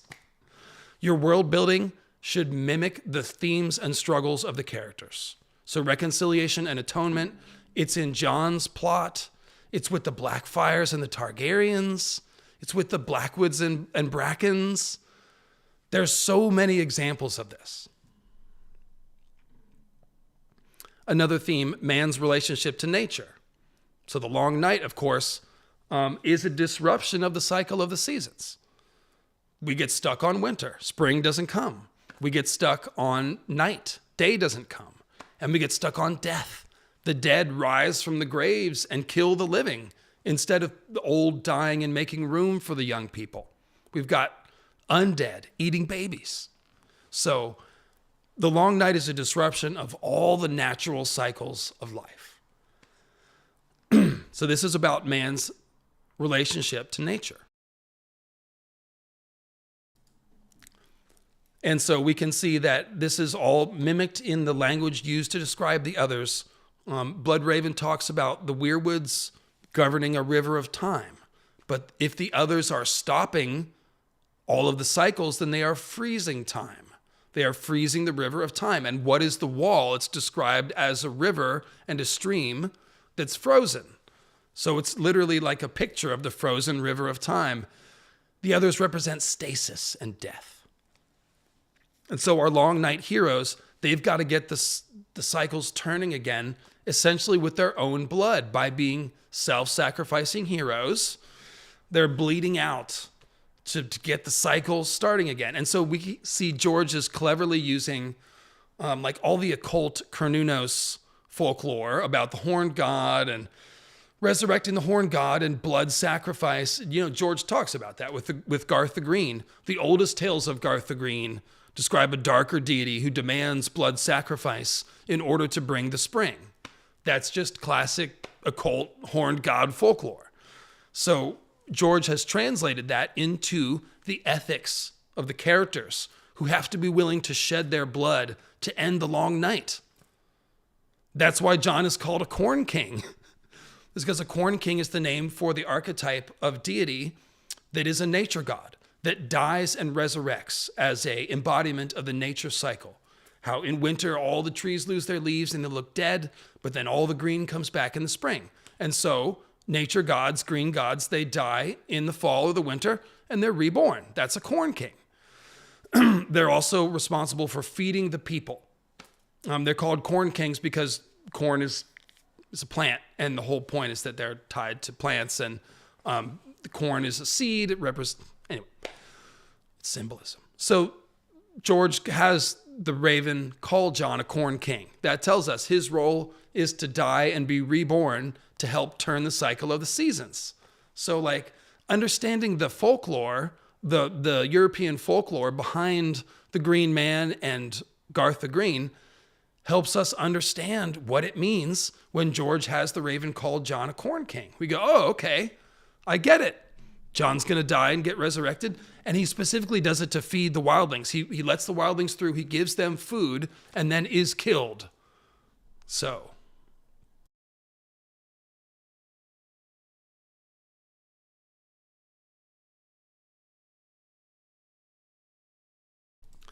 All right. So then we've also got the King of Winter. The name of the Stark Kings, King of Winter. That's another version of the Green Man.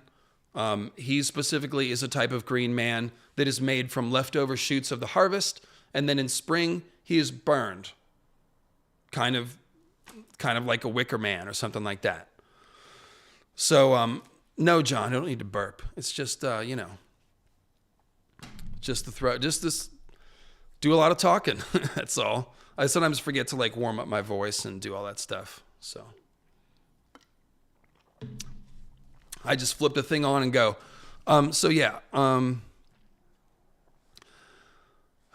Let's see here. Well, so the Corn King, Cinnabarb, is a modern, to be clear, that is a modern term that mythological, I don't know who, but somebody analyzing all of this nature cycle folklore came up with the term Corn King to describe this type of archetype.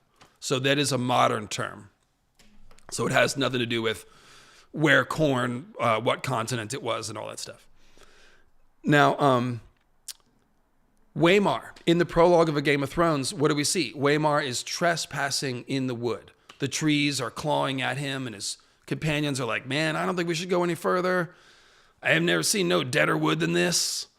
And it's just all the signs are saying, go back, Waymar. And Waymar is full of pride and hubris, and he's like, no, we're going. We're going to go further into the wood. And what happens? They find the others. So we see this is like the whole problem in miniature. Mankind didn't respect the forest. He trespassed into the forest, into the weirwood net. And that created the others.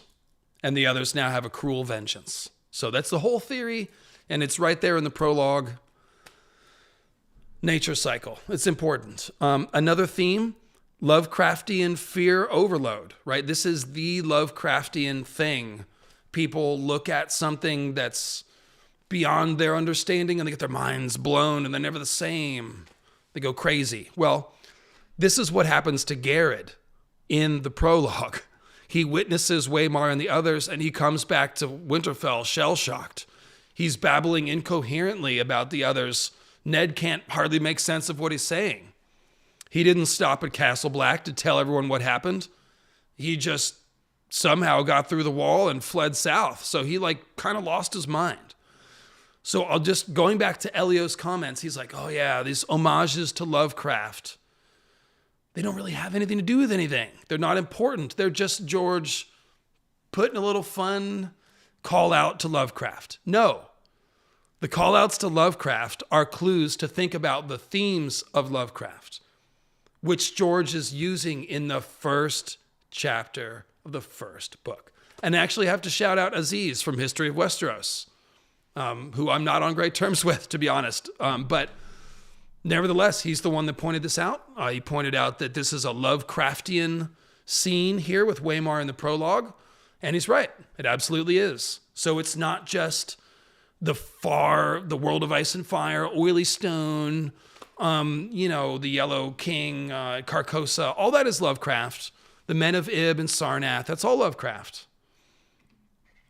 But he was using Lovecraft's themes in the prologue. Now, we're just not friends anymore. It's been years. Been years, John. Been years. We don't need to talk about that. Sometimes it happens.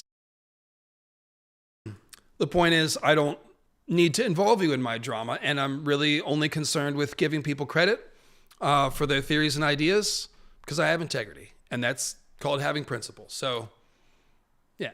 I'll shout out even people that I actively dislike if they have good theory. I shouldn't say people that I dislike. I should say people who have said outrageously cruel and wildly inaccurate things about me on social media. I will still give them credit for their theories because, again, that's called having integrity. Anyway, forgiveness is a great thing, folks. That's all I have to say. You have to learn how to forgive people or else you go around miserable. So let me, I will give you a quick, I never checked on the poll. I just let it run. Yes, 66% say the comet was summoned. Very good. I tend to think so. That's just the more fun answer. I've got a couple more things here on themes, and then I've got a very exciting final section. So give me 30 seconds and I'll be right back. I'm going to hit you with some more music, but it'll be different music because I've made several musics. It is this one.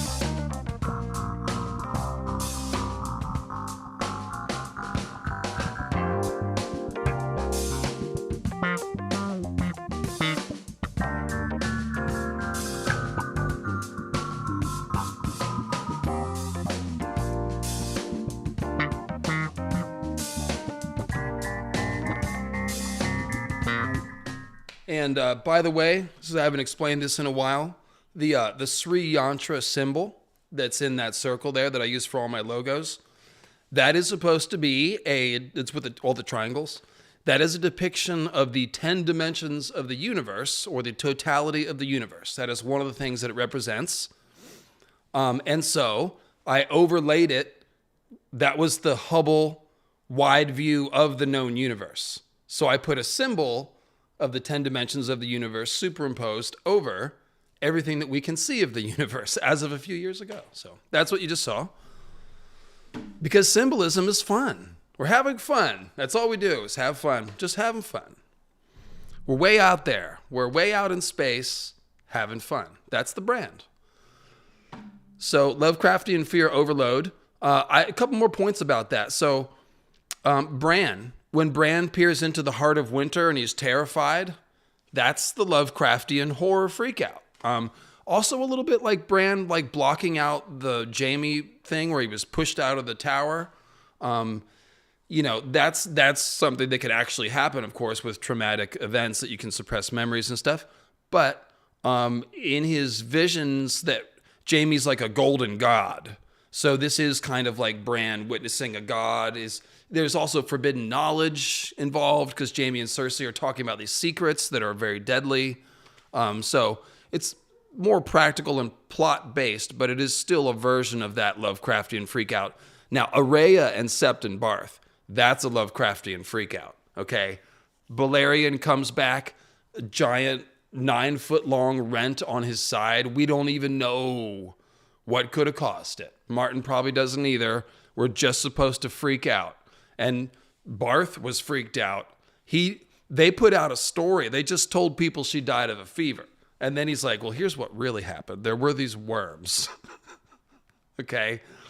And then he describes, we get 4 or 5 pages of Araya and the worms and all that stuff. And Barth is basically like, I don't know what happened, and some doors are better left closed. So this is another version of George like doing the Lovecraftian freak out, okay?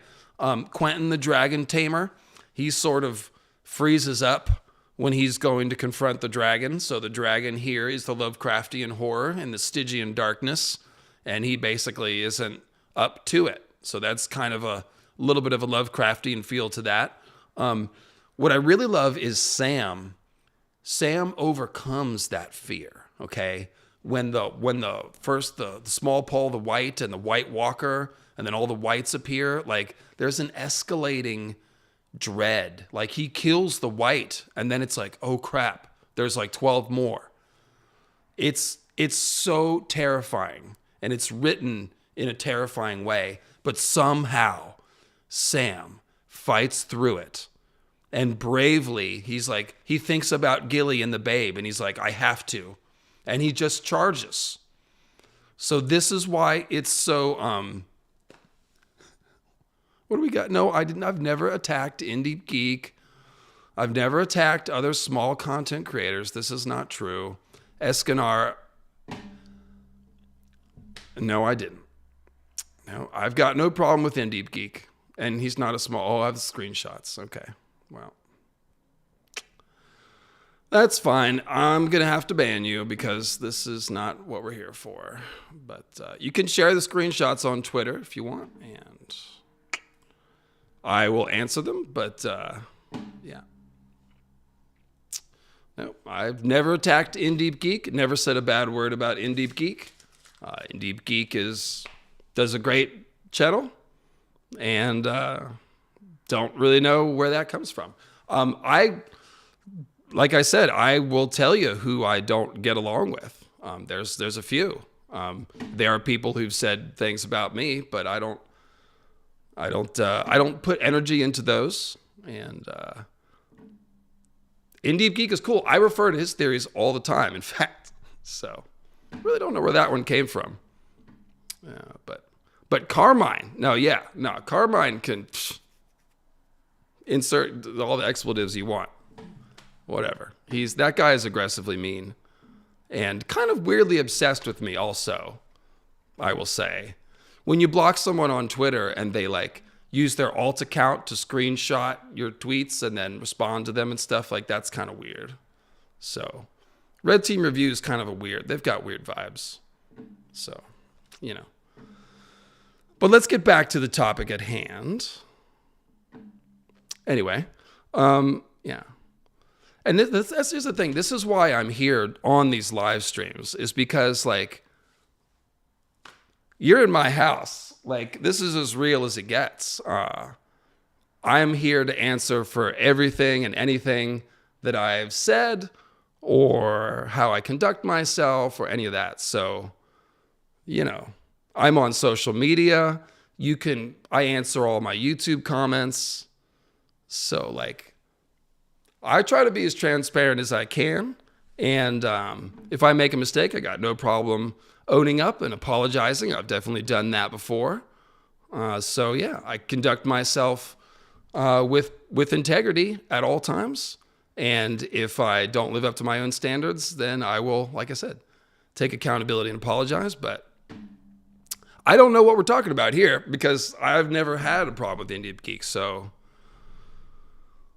anyway, getting back to Elio's criticism, which is that the theories are theories and the Lovecraftian nods don't have anything to do with themes. Another theme is that which is alien. He's not this chill guy, you guys. This is all an act. As soon as I turn the camera off, I go back to throwing things. And so meteors, they're always, I already talked about that. This is sort of an extension of the fire of the gods thing, but the whole idea of something being alien and not able to be grasped by humans is sort of, it's a little bit different. There's something kind of different too, because it gets into the otherization of the wildlings and things that we don't understand, right? Like, so some people say, well, all this is beyond our understanding, and there's this fear of the unknown.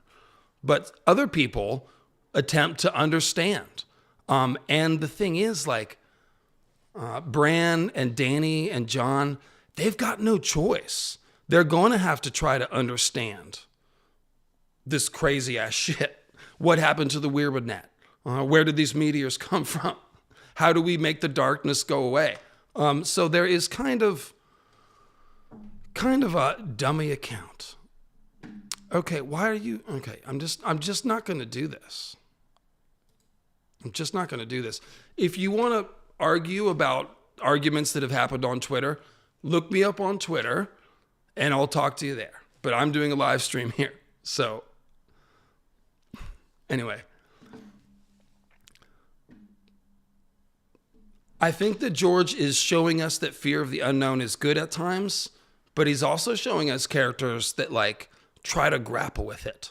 And I think this might be one of the things where George doesn't have an answer. He's not trying to say one thing is right or wrong. He's just showing, like, a lot of people are scared of the unknown. Some people aren't. And of those people, some are psychopaths, and like Euron. And some are people that just are like, it's a tough job, and somebody's got to do it. Like with Bran and John and Danny, it's going to be more like that. You know, somebody's got to do this. I'm the only one with dragons. This is what Danny saw when she was in Astapor.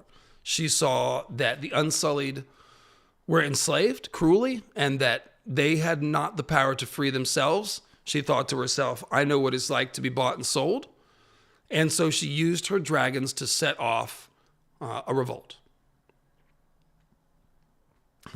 So that's going to be more of the same with this whole thing. So fear of the unknown, fear of things that are alien, it's a theme. The oily stone is kind of the embodiment of this alien mystery, right? Like we don't even know. I've got different theories. I can't tell you. It's funny that Elio brought up oily stone. Like my theories aren't based on oily stone. It's more like fused stone that's important. The fused stone is what ties the Dragon Lords to Ashai and Westeros and all that stuff. Oily stone, I'm not sure. Like, it might be older. It might be meteorite burned stone, might be pieces of moon, might be moon fused with rock. I think what happened is that a poison meteor fell at Ashai and all of the rock got turned to oily stone. And so all the oily stone we see is basically harvested from Ashai or other places where meteors fell. I don't know. I think that's the answer, but I don't know. So like, the oily stone kind of is the embodiment of that mysterious thing that we just can't quite be sure of. Like even all the deep ones stuff, just to connect it with the deep ones, it's like, well, where did they get it? What are they doing with it? I don't know. It's meant to be mysterious. So I will grant you that. Figuring out what the oily stone is not central to understanding the story. If you never think about oily stone and just read the books, you'll do fine. You won't like be missing out on anything. It's just a cool fantasy world building thing, and that's okay.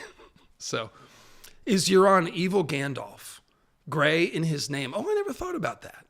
Both gather knowledge. Pirates are evil pilgrims.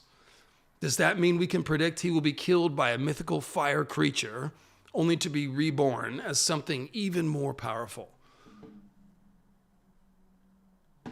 Yeah. I like that.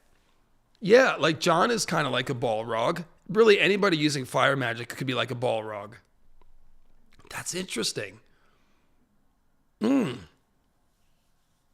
have to think about this more. I kind of like that.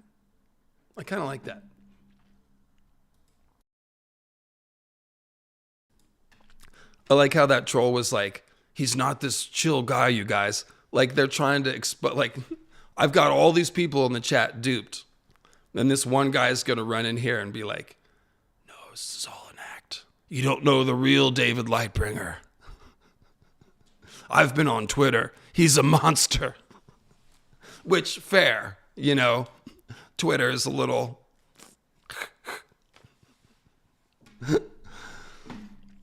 I would say that, if anything, this is who I am. And my lower moments on Twitter where I have maybe succumbed to the back and forth would be the times when I would be less proud of my behavior and the Joe Magician alt account. I hope Joe's just making videos and not thinking about me anymore. But who knows? I don't know. I don't check on accounts that I don't follow anymore. Cause like that's weird. Anyway, okay, so yeah. The mask is off. I've done live streams every week for like 10 years. That's quite the act that I've got going. So, okay. That which is alien. Pride goeth before a fall. This is the doom that came to Sarnath thing, right? Hopefully, you know, it's basically a story about these people from a city of Sarnath, and they slaughtered some ugly frog people that used to live there, and they stole their idol and had a prosperous civilization for 1,000 years. But then one night, you know, their whole civilization got wiped out, possibly by the frog people's spirits that came out of the lake. And, you know, it's one of those stories. Me and Tim have talked about it a little more. If you haven't read Lovecraft, this is a great one to start with, The Doom That Came to Sarnath. And so we see George do a version of this with the Sarnathi, or the Sarnori, and they have one city called Sarnath, and they're wiped out by the Dothraki very quickly. And the whole story is about the pride of the Sarnori and how they overlooked the Dothraki, and some of the Sarnori hired the Khals and used them against other Sarnori lords and basically invited them in, and then the Dothraki destroyed them completely. So the men of Ib came out of a lake, out of the sea, and the Dothraki came out of the great grass sea. So what George is doing is he's swapped out froggy men of Ib for Dothraki horse lords. And then separately, he's got men of Ib, but they're hairy Neanderthals, and he's got frog people, but they're Cranog men, who live next to a different destroyed fortress, Moat Cailin. So what George does is he takes these stories like The Doom That Came to Sarnath, he shuffles around the names and references so that it's not exactly the same. But those references are just a clue to think about the themes. Again, the themes are actually the main thing. Pride goeth before a fall is a major theme. We see that with Sarnath and the Dothraki, but think about Night's King. He was a warrior who knew no fear, and that was the fault in him, for all men must know fear. So the guy, one of the main villains of the story, what was the problem? He knew no fear. It was hubris. And we see that with Euron. He's very hubristic. He knows no fear. It's not a good thing. So there you go. Themes there for book reports and also fantasy world building. Okay, so then we've got references to external literature, mythology, and media. What's that about? How important are those? Are these just extra? Well, kind of. But I think they're kind of important. So, for example, with Lovecraft, as I've just pointed out, he is in fact using Lovecraft's themes all over the story. I don't need to belabor the point. You've already shown that. Some of the cool stuff is definitely cribbed for color, if you will. The deep ones, acknowledge the super chat, coward. Thank you, hero. Dave equals Tommen in the streets, Joff in the sheets. Is Twitter the sheets? I think Twitter would be more like the streets. I don't know. I'm trying to be nicer. Anyway. All right. So I've really only been talking politics on Twitter lately, not really ice and fire, but.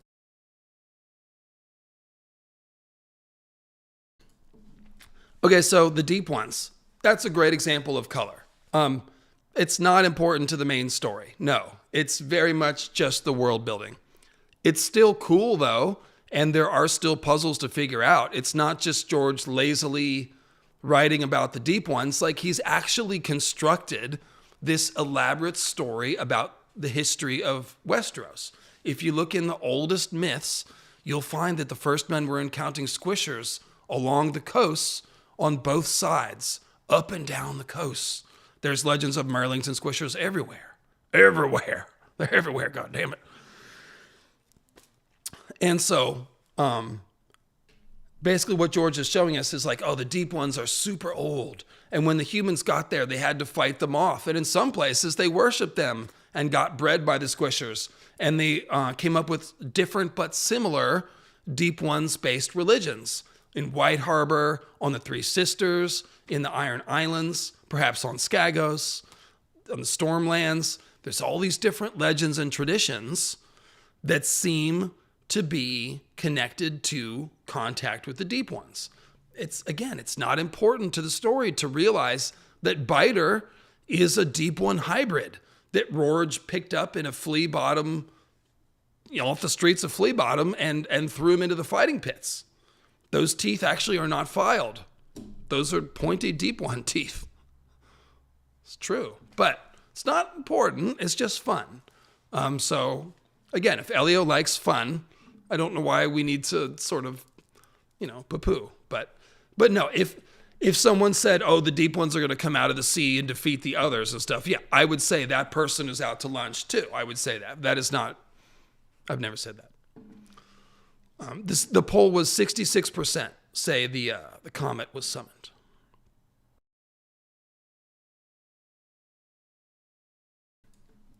Now, I will point out that, what's his name? Cotter Pike said dead things in the water at Hardhome. So it's possible we'll see a little sign of deep ones, but I still don't think it's going to be a big thing. It's just for funsies.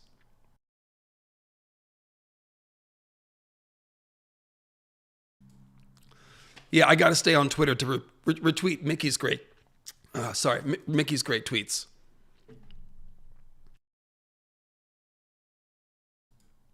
There you go. There was a burp. Okay. So Tolkien. We haven't talked about Tolkien. Oh, one more thing about Lovecraft. So if you know about the deep ones, it does help us solve other mysteries. Like, I've got a pretty good theory about what happened at Moat Cailin based on my deep ones research. Similarly, I think I can explain Yin. And I think I can explain the Iron Islands culture and several other First Man cultures by talking about the deep ones. So check out my Deep Ones Are Real video for that. It's basically just George doing cultural anthropology, but he's really into it. This is Elio, if you're watching.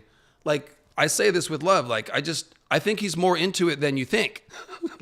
He really likes doing these accurate layers of history that he then scrambles up with the fog of history and legend, so we can go back to the Iron Islands and figure out the order of the Grey King coming there from over the sea, and first men intermingling with deep ones, and the Sea Stone Chair rituals and myths, which are completely separate from Grey King, Old Wick legends. All of that stuff is just for fun, sure, but it makes sense. It's made coherently, and George has put a lot of effort into building that out. And so all I'm trying to do is honor the work that he's done by leading a discussion and an exploration of all of that world building. So if that's what you want to accuse me of, then guilty. That's what I'm doing. So it is fun, and I think it's what George wants us to do. That's the point. Like, it's same thing with the references to like Tolkien and Lovecraft, Elric of Melniboné, medieval history, Marvel Comics, certainly for classic mythology. I think George is sort of asking us, or suggesting, be like, hey, here's some further reading. You should check out Elric of Melniboné. You think relativism is interesting? Check out Zoroastrianism. It's pretty good stuff.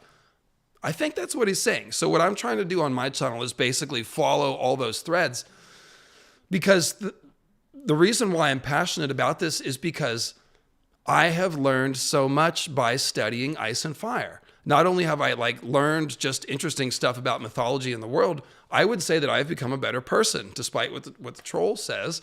I have experienced personal growth and transformation through reflecting on storytelling. And I think studying history and studying the viewpoints of other cultures is always going to lead to personal growth.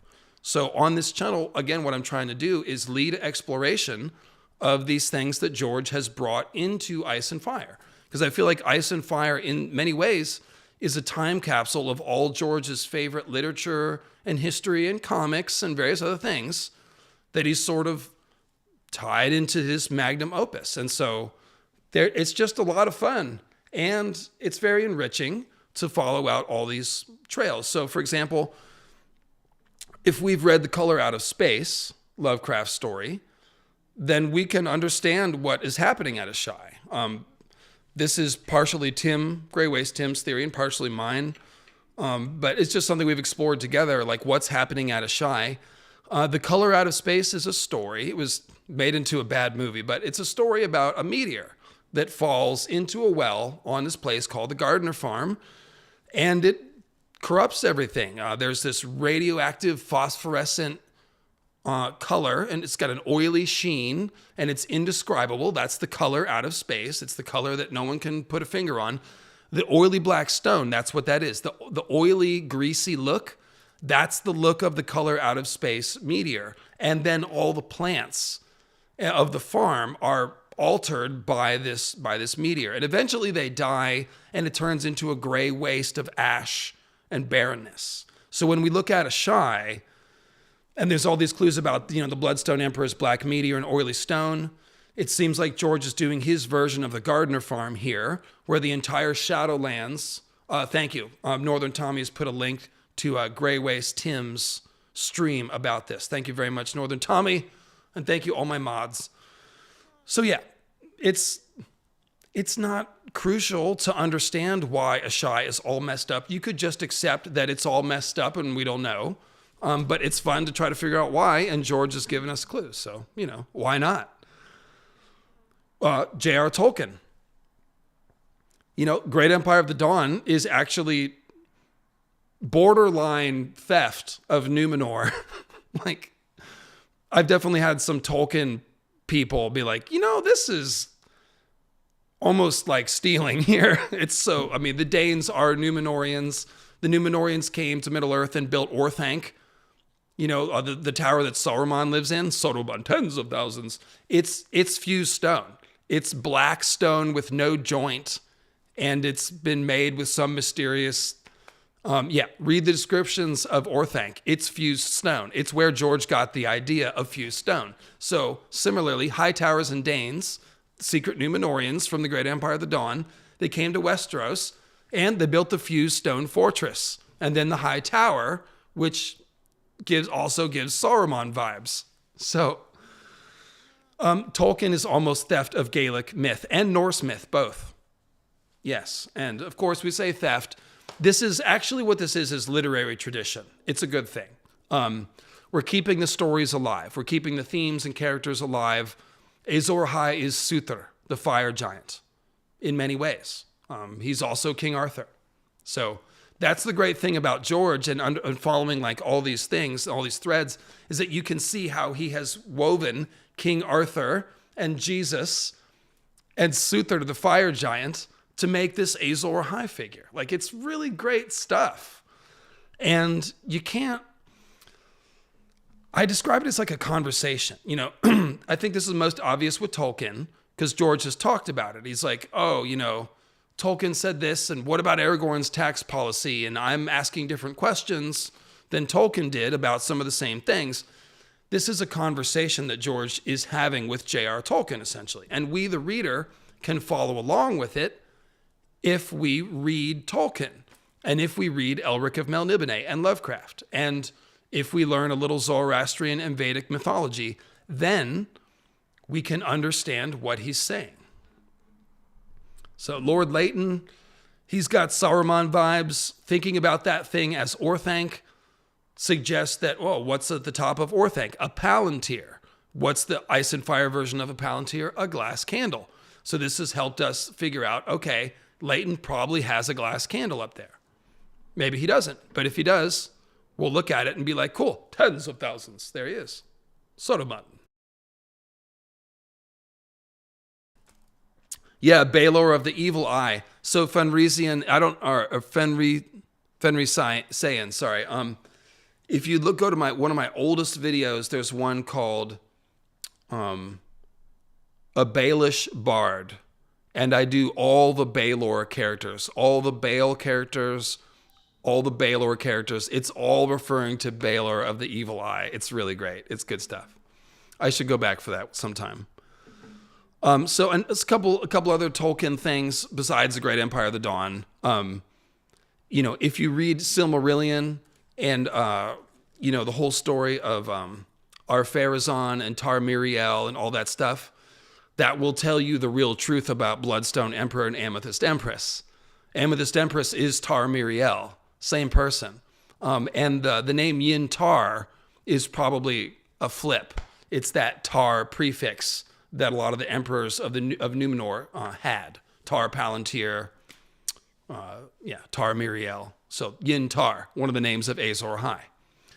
So yeah, these are just all connections. And then of course, the idea of delving too deep is a big thing in Tolkien. The dwarves delved too deep and they awoke in the Balrog. Well, that's just a different version of reaching too high. Reaching for the fire of the gods, hubris, all that stuff. So Elric of Melniboné is another one. I've talked about him a lot. I'm tempted to just sort of breeze through this. Valyria is Melniboné. Melniboné is Valyria. So if you really want to understand Valyria, the thing to read is Elric. It helps us understand why the Black Swords are cursed. There's references, obviously, Eldric Shadow Chaser and Hyrkoon the Hero, directly referencing Elric of Melniboné and Irkun, his cousin, who both have black dragon swords. So this is just stuff that sort of informs the world building. But again, the themes are pulled through. So one of the main themes with Elric is that Elric is like a Valyrian with a conscience. He's a Melnibonéan with a conscience. He's the emperor of Melniboné, but he leaves his throne in charge of his cousin, and he goes wandering around the realms of men to learn, because the Melnibonéans are so aloof from the rest of humanity that they're just completely disconnected. Oh, hey, Disputed Lands in the chat. I gave you a shout out earlier. Somebody asked me if I had an Olthos theory. I said no, but you know who does? Disputed Lands. Yeah, so if one of my mods could drop that again, the Disputed Lands Shade of the Evening theory video. That's awesome video. And that's the only Olthos theory that I know. So yeah. Yeah, and I talked about Durrandon earlier too. Yeah, we're visiting the old days for sure. We're going back. So what was I saying about Elric? Yeah, it's just it's stuff. Oh, the themes, right? Elric the Melnibonéans are aloof, like the Valyrians. They consider themselves above everyone. So Elric goes and mixes it up. He goes wandering and he learns things, and he ends up, spoiler alert, passing judgment on his own civilization, and he uses his knowledge of Melniboné to lead armies of men in to conquer and bring down Melniboné. And so, if my theory about Einar being a Valyrian with a conscience who worked with the faceless men to cause the doom and bring down Valyria because it was so freaking evil, if that theory is right, it's actually just Elric. It's Einar is Elric, passing judgment on his own civilization. And I think that's what's going on. So I was pretty excited when I realized that parallel. And so Norse mythology, I mean, gosh, I've got a whole playlist, Norse mythology and Ice and Fire. There's a whole blog, an old blog from before I ever started Norse myth and Ice and Fire. You know, all the northern culture, Yggdrasil, Odin, the Weirwoods, Bloodraven, you know, that's where it all comes from. It's the reason why we see bears and wolves leading the watch. You know, Mormont, the bear, and John, the wolf. It's because bears and wolves are essentially, they're the main animals of the forest in Norse mythology. And in fact, they are looked at as guardians of the forest because as the predators atop the food chain, they keep everything in balance. And so in a lot of folklore, bears and wolves are looked at as the guardians or the keepers of the forest. And so we see who's keeping the haunted forest. It's, you know, the old bear, Mormont, and John the wolf. It's all Norse myth. Check out my playlist. Don't need to belabor the point. It's important. And then Vedic and Zoroastrian mythology. This one, as you know, blew my mind completely once I stumbled upon it. Apparently, all the Targaryen and dragon stuff, three-headed dragon, almost exclusively based on Vedic, which is Indian, and Zoroastrian, which is ancient Iranian Persian mythology. So those two mythologies are twins that diverged from a common ancestor, and they have a lot of similar gods and ideas. So George is borrowing from both. The three-headed dragon is Varitra, and the mother of Varitra, the three-headed dragon, is named Danu. And that's actually the same Danu goddess that's all over Europe, holding the bowl with the triquetra. That's the same Danu. She's a river goddess, always associated with water. That's why Dani is storm-born and associated with water so often. She is like Danu, and she's the mother of a three-headed dragon, so it's right there. She's also like Sati, climbing onto the pyre, immolating herself. That is literally a ritual called Sati that's named after a goddess called Sati. And Sati is also connected to Kali and the birth of dragons as well. It's been a while since I've studied that, but something about Sati's death leads to something having to do with dragons. Never mind. Watch my Vedic Origins of Dany and Drogon video. It's 90 minutes. I've got all the straight stuff there. But yeah, that's where it all comes from. And Naga the sea dragon, of course, is from Vedic and Iranian mythology. The Nagas over there are like river serpents. Sometimes they're like dragon people. So we see Naga the sea dragon, and then we see the Valyrian dragon people. So that's pretty cool. And the whole idea of the cleansing power of fire, which is a big thing for Dany with all her dragon dreams and all that stuff. That comes from both of these mythologies where they have the fire rituals are basically the most sacred rituals to this day in both countries. You'll find tons of fire rituals. The Vedic fire goddess Agni, I believe his name is. And I think it's Attar in Persian mythology. So the name Azor-Ahai is actually taken from different Persian words that are tied to dragons. There's a dragon, a demon god named Azidahaka.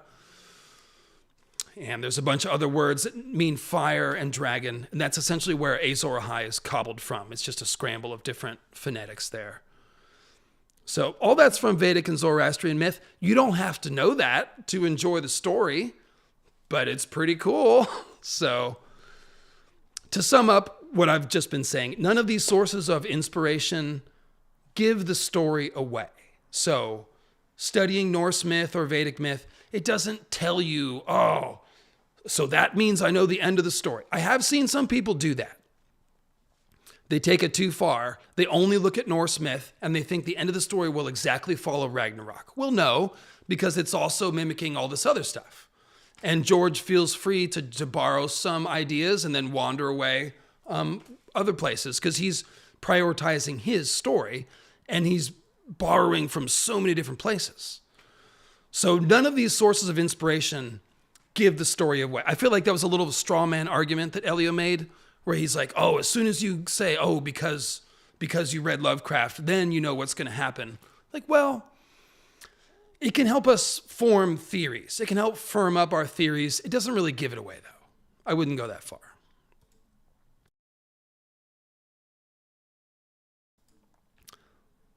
There we go. The chat is back. So then we've got, right, I think I've made this point. You can read Ice and Fire without this stuff, but George seems to be encouraging us to follow these threads, and it's a lot of fun, so why not? Educating ourselves about George's sources can help us piece together theories because they provide the missing context to mysterious plot elements like the oily stone, like the phenomenon of tree shamanism with the Weirwoods and the Green Seers, Danny's Dragon Dreams, the Doom, The Last Hero, Azor High, all that stuff. If you follow the threads that George is pulling from, it helps you understand what's going on, I would say. Okay, let me go get my birds back and I will play some music. One last music break. I thought I was going to be done by now. I'm having too much fun. We're almost done. Reading Rhaegar once again.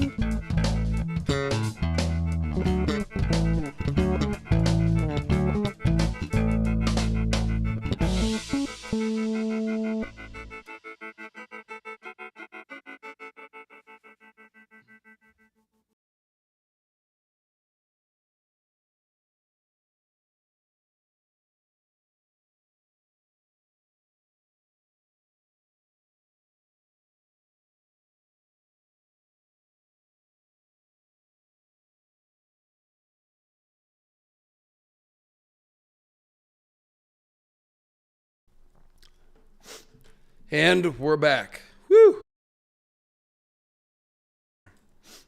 Praising Garth and running up the stairs. Not at the same time, but in rapid succession. So this is what I mean by, like, I'm real. I'm the realest YouTuber out here. Like, I swear to God.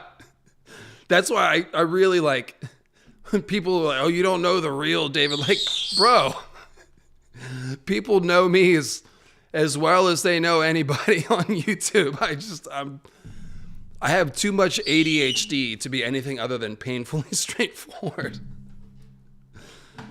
That's all right. I appreciate you in the chat getting my back. You guys are great. What can I say? Yeah, LML exposed. So, we've made, what are YouTubers actually doing? I talked about some of this, but we are providing a home for the fandom, where it's a place to hang out. Like I said, when I started off, I was more thinking about getting things right and stuff like that. But after a while, I was like, wait, what are we doing here? We're providing immersion. There hasn't been a new book in 13 years. I mean, we got Fire and Blood, we had the TV show, but we haven't had a new book in 13 years of the main series. And remember, the World of Ice and Fire doesn't count. It's not relevant. So what people like me are doing And by the way, Elio, if if you're still watching, God bless you. But you're doing it too. The forums are a place where people hang out. We're fostering the fandom. All of us together, we've chosen careers. This is what I do professionally. I assume this is what you do professionally. You've got your names on books and stuff. You've got ads on Westeros.org. Every time I go there to your wiki, I'm traffic. I'm giving you I'm not trafficking you. I'm giving you traffic. It's all interactive. And so again, Elio, what I'm trying to say to you or anybody else, even the YouTubers that have beef with me, like, we're actually all partners. We're all doing the same thing. We're providing a place for the fandom to hang out. And there is enough of the fandom that wants that if we do a good job at it, we can make a career out of it. You did a good job with the wiki and other things and creating Westeros.org and fixing it when it went down. It used to be a big thing, you know, back in the 90s and 2000s, those forums were always going down everywhere. You know, you got to do maintenance. It's a lot of work to keep up the forums and moderate that stuff. You have provided a place for people to hang out. Enough people wanted it that it turned into a career for you. And so too for me. I'm incredibly grateful. I'm so grateful. Like I said, I have massive ADHD. I do not do well in structured environments. This is a dream career for me. I do writing, I do art, I do music, I do all these different things that I'm interested in. They all go to my career. I work very hard, and I don't have to work on somebody else's schedule. For some people, that's terrifying. For me, it works really well. Okay. I am so grateful to not have to have a 9-to-5 job. I've had many sales jobs. I worked at Guitar Center. I've done landscaping. I've done lots of jobs. I used to work for California Closets doing like interior design and stuff, all sales jobs.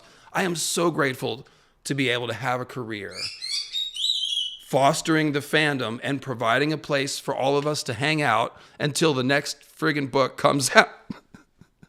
Okay? So that's all I'm saying is that we're all doing, this is what are YouTubers doing? Oh, they're just having fun. Like, yeah, we're having fun. We're actually all doing the same thing. We are providing a place for people to hang out and be further immersed in the story. We make very immersive content on YouTube. That's why it's popular. Not just me talking, the art. You see this paragraph here. YouTubers collect artwork.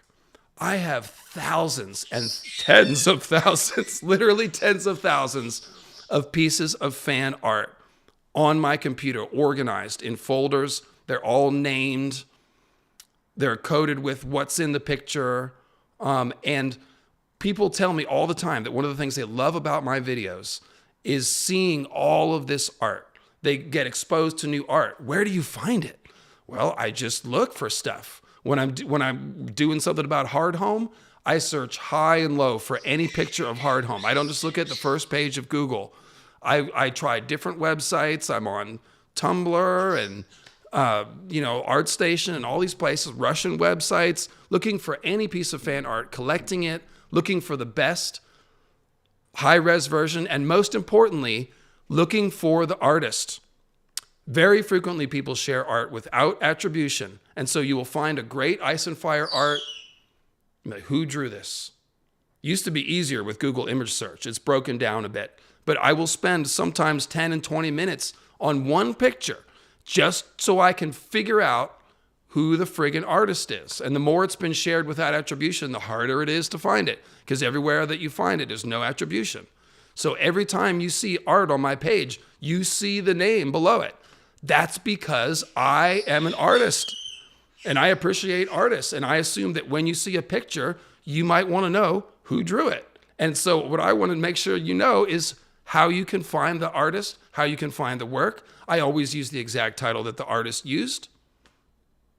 And I always just credit the artist. And I think that every YouTuber that has integrity does this. Some people put the art credits in the description of the videos. I feel like that is not good enough. I like having it. I always think about it like an art gallery. When you're at an art gallery and you see a piece of art, you always look to the right and you see a little plaque and it tells you who drew it. And I feel like anytime you see art, you should be able to say, who made this, and get an immediate answer. And so that's what I do in my videos. And I learned this from Quinn's Ideas. He set the standard for this. He was one of the first Ice and Fire YouTubers, and he has always done this. He puts the name right in the center, clear text. I know I'm belaboring the point, but it's so important. Credit the artist. It's work, but I couldn't make my videos without, it's the least I could do. It's the least that we can do is to credit them. So it's a big part of what we do. What are us YouTubers doing? Just having fun? Well, we're a connecting piece of fabric in the fandom. We're a place where people can come and hang out. We're a place where people can come and see art and then find the names of artists they like, look up those artists' names, find their accounts. Then they can get t-shirts and calendars and other products with that art on it. Because guess what? They're selling prints, HiveMind 3D designs with all these cool dragons that I've been using recently. You can order 3D kits from him and get you can get Sunfire and any of those poses that you've seen with the 3D print code, so you can print it if you have a 3D printer. You know, these artists are marketing themselves, trying to stay alive in an era of AI art. And I will just say, Elio, shame on you for putting AI art on the wiki. I know you said you only do it on pages where nobody's drawn the character yet, but I still say that is unethical. AI art is theft, and any use of AI art hurts real artists. And so that is something I take a strong stand on my channel. I understand there's differences of opinion, so I'm not trying to cancel anybody, but I do think it's important to take an ethical stand against AI art slop, because it's just a tool of wealthy capitalist corporations to steal from artists. That's how it's used. That's what it's designed to do. And that's how they're defending it in court. So nobody should use AI art. I don't do it here. And we got to support these artists because they are now competing against it. So by all means, if you see art that you like on my video, just look up the name of the artist and see if they're selling stuff, because they probably are. They probably have a Patreon. They probably have a Ko-Fi. They probably got something. So that's the point, is to connect the people to the art and the art to the people. I've met a lot of artists, obviously, online of the art that I've used. I've had Urtach Ultanaz on my channel. I've commissioned art from Urtach. I commissioned the 3D Hightower from Chetan Biswas. I've commissioned a couple of Black Gates, and it's something I'm going to do more going forward. Thankfully, the channel's doing better, and one of the things I want to do with that success is to basically constantly commission artwork. So that's what I'm going to be doing. And I think I've made the point. It's a huge part of what I think about what I am doing here is the art component of it. So I used to be a visual artist. I still am. I do all my thumbnails in Photoshop and stuff. I don't really draw anymore. So I just do I do graphic design, I would say. But I did start off as an artist. I've got pencil drawings of The Crow and X-Men characters and stuff from when I was 15. So, I'm a musician. I'm a writer. I consider everything I do to be art. So that's important to me. Anyway, moving right along. Forgive me for belaboring, but I'm a little passionate about that. And the other thing we're doing here is actually classic lit analysis. And this is something I just want to stress and make clear. This is, as long as people have written stories, there has been lit analysis. Okay? As long as there has been art, there has been people that discuss and critique the art as a way of understanding the art, because art is actually a layered conversation. We are attempting to understand what the artist is saying, and we then take that and we discuss it with each other. We use it as a starting point for discussions about philosophy and life and everything. History, all kinds of stuff, ethics, war and politics. And so, we are here. What we're doing here is attempting to understand the art. We are having a conversation about what George is saying to us. We are participating in that conversation. The layered extra meaning beyond the surface action, that is a classic. That's not like Bible code stuff, guys. That's not, I don't even know what Kabbalah mysticism is about or how legit it's, I make no statement about Kabbalah or anything like that. But the point is, this isn't some Da Vinci Code torturing the text stuff to think about metaphor and symbolism and archetype. I make the case that George is writing very much similar in the way that classic mythology is written. Classic mythology always has allegorical and symbolic components to it. Going further, symbolism is unavoidable. You're either doing it without intention or you're doing it with intention, because everything is a symbol. Okay, Cleo, come here. Come here, good girl. Bird is a great one. Cleo is an individual bird. She's called a galah. Galah is the name the Aboriginals, the first peoples of Australia, have been using for these 20,000 years or more. They're also called rose-breasted cockatoo. It's a galah. Cleo is an individual galah. However, Cleo also functions as a symbol. What does Cleo symbolize? Well, she symbolizes pep right now, funky dancing. But what does a bird symbolize? Flight, freedom, capriciousness, beauty, a delicacy, fragility, fragile beauty, ornamental displays, mating dances. Like when you see a bird, all of that stuff comes along with bird. So if you talk about Zalabar Zo dressing like a bird, what does that tell you? Like, it gives you an image. You sort of understand his nature just by George comparing him to a bird, because a bird is a symbol. Everything is a symbol. A fork is a symbol. A fork can be an implement. It can be a tool. It can be a fork in the road. The forks are the trident. And if you watch this channel, you'll know that there's a whole landscape here. Because if you're, like I said, you're either conscious of the fact that everything is a symbol or you're not. And if you're not conscious of everything being a symbol, then you're kind of just choosing stuff at random. What does Zalabar Zo wear? I don't know. A feather cloak. Why not? That's cool. Why not have somebody, he's from a tropical island, so he's got like a bird cloak. That's cool. But like George thinks about what a bird nature gives to somebody. It's not just Zalabar Zo. Other characters are described as being bird-like. And so immediately that gives you a certain sense of their vibe, because George is conscious of how he's choosing everything. Every description of every character, every color. Look at the damn sigils. The sigils are nothing but symbolism. Like, I mean, that's what heraldry is. But like, even in A Song of Ice and Fire, if you ask yourself, why does a character have a certain sigil? There's always an answer. There is always an answer. Like me and Tim did a heraldry of the Iron Islands where we broke down every sigil, and it's telling a coherent story. One of them's got a sigil of a stone tree. That's because Naga's ribs are petrified weirwood. They are stone trees. But that's a puzzle. That's a mystery. And the sigil has a clue about it. So this is how George is talking to us through symbolism. And what does a dead tree symbolize? It symbolizes things like the death of nature, winter, old people that are old in the winter of their years. And so we see the others associated with dead trees, the haunted forest. Anyway, so everything is a symbol, and if you're not conscious of that, then it's like a toddler playing with letter blocks. They're not spelling words. They're using letters, but they're not using intention.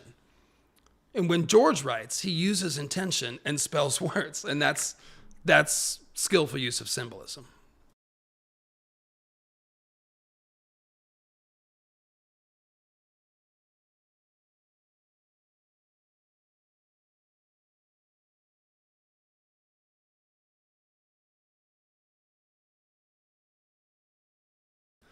All right. Nah, damn it. Hang on.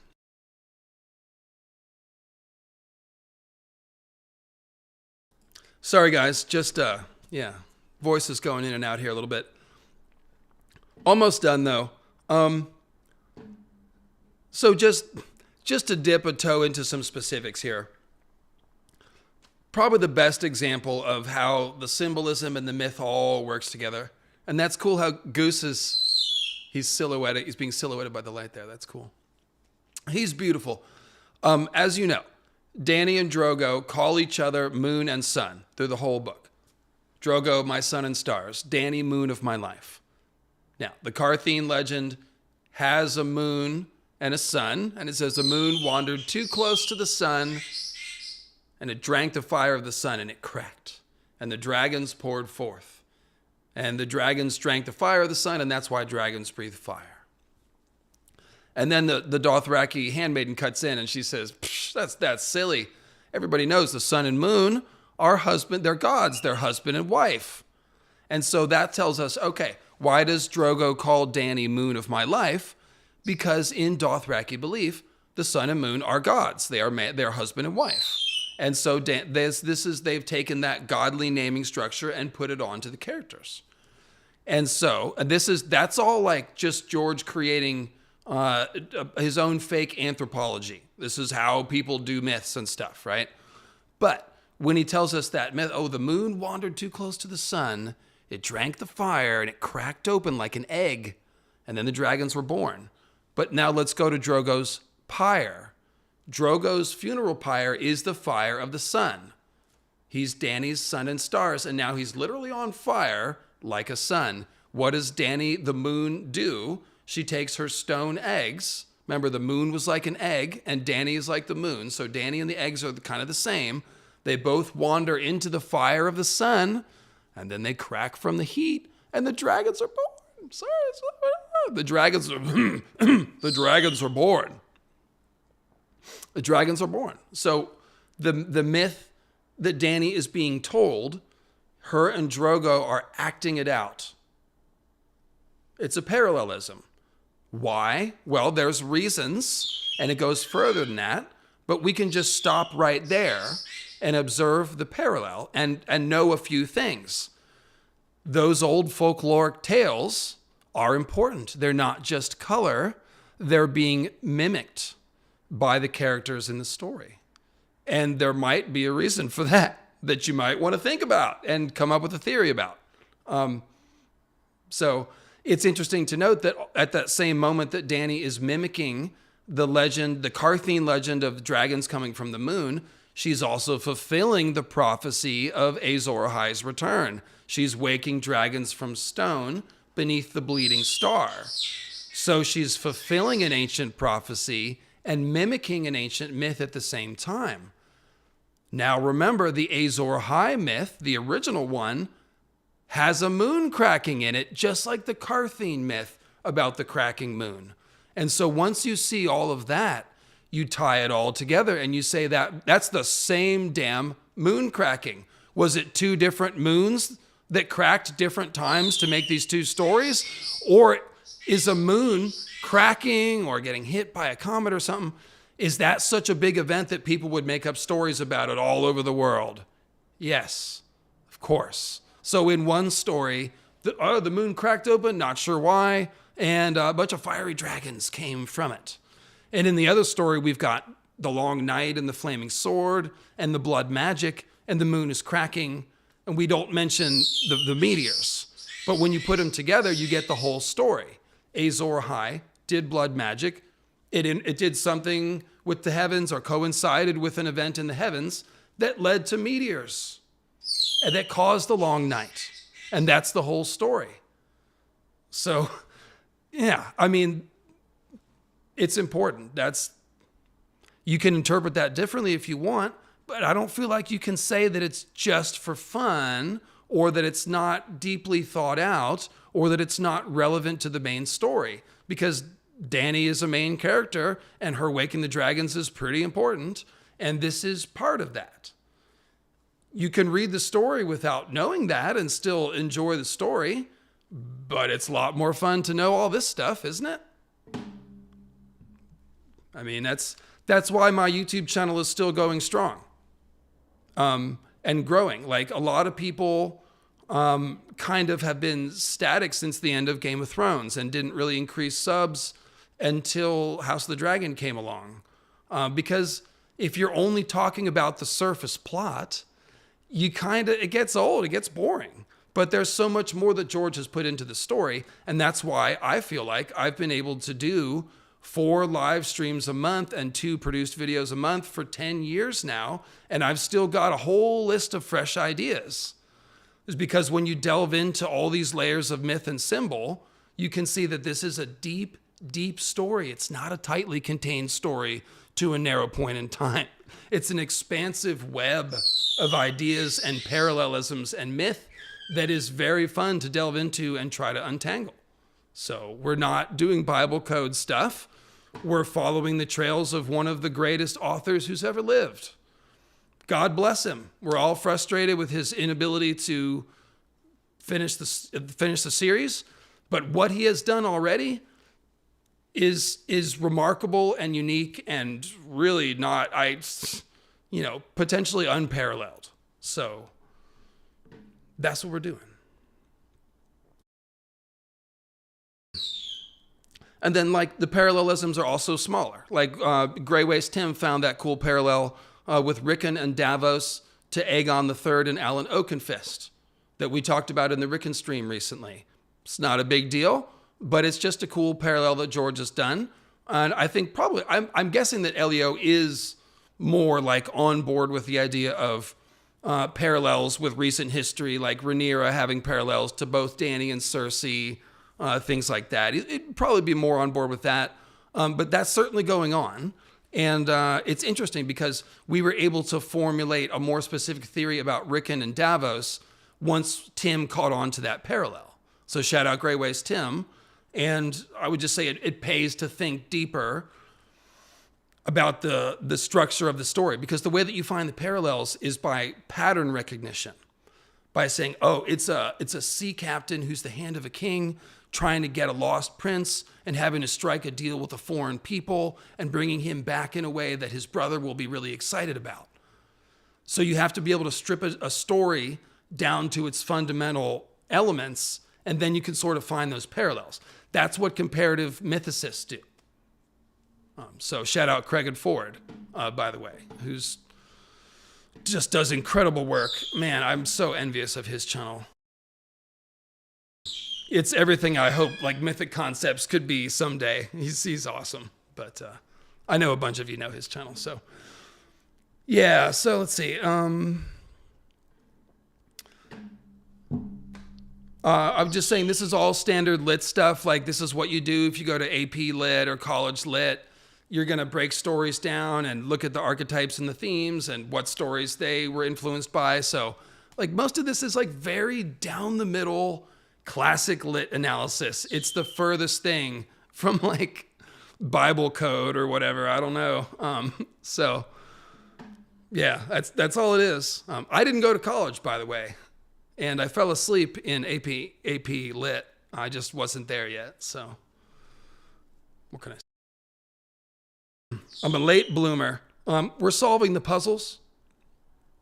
Solving the puzzles is fun. Fantasy is about wonder and mystery. And if you're a good author, you're not just going to tease the mysteries and then never answer them. Be like, well, it's just supposed to be mysterious. Some of it might be unanswerable, but for the most part, it seems more like George is building up mysteries and then giving us payoffs, satisfying answers that we can figure out. And that's a lot of fun. That's what people are interested in, and so that's what we're doing. And I love puzzles myself, so that's what I've been getting into. My whole thing started with figuring out the moon meteors. That's basically symbolism puzzles.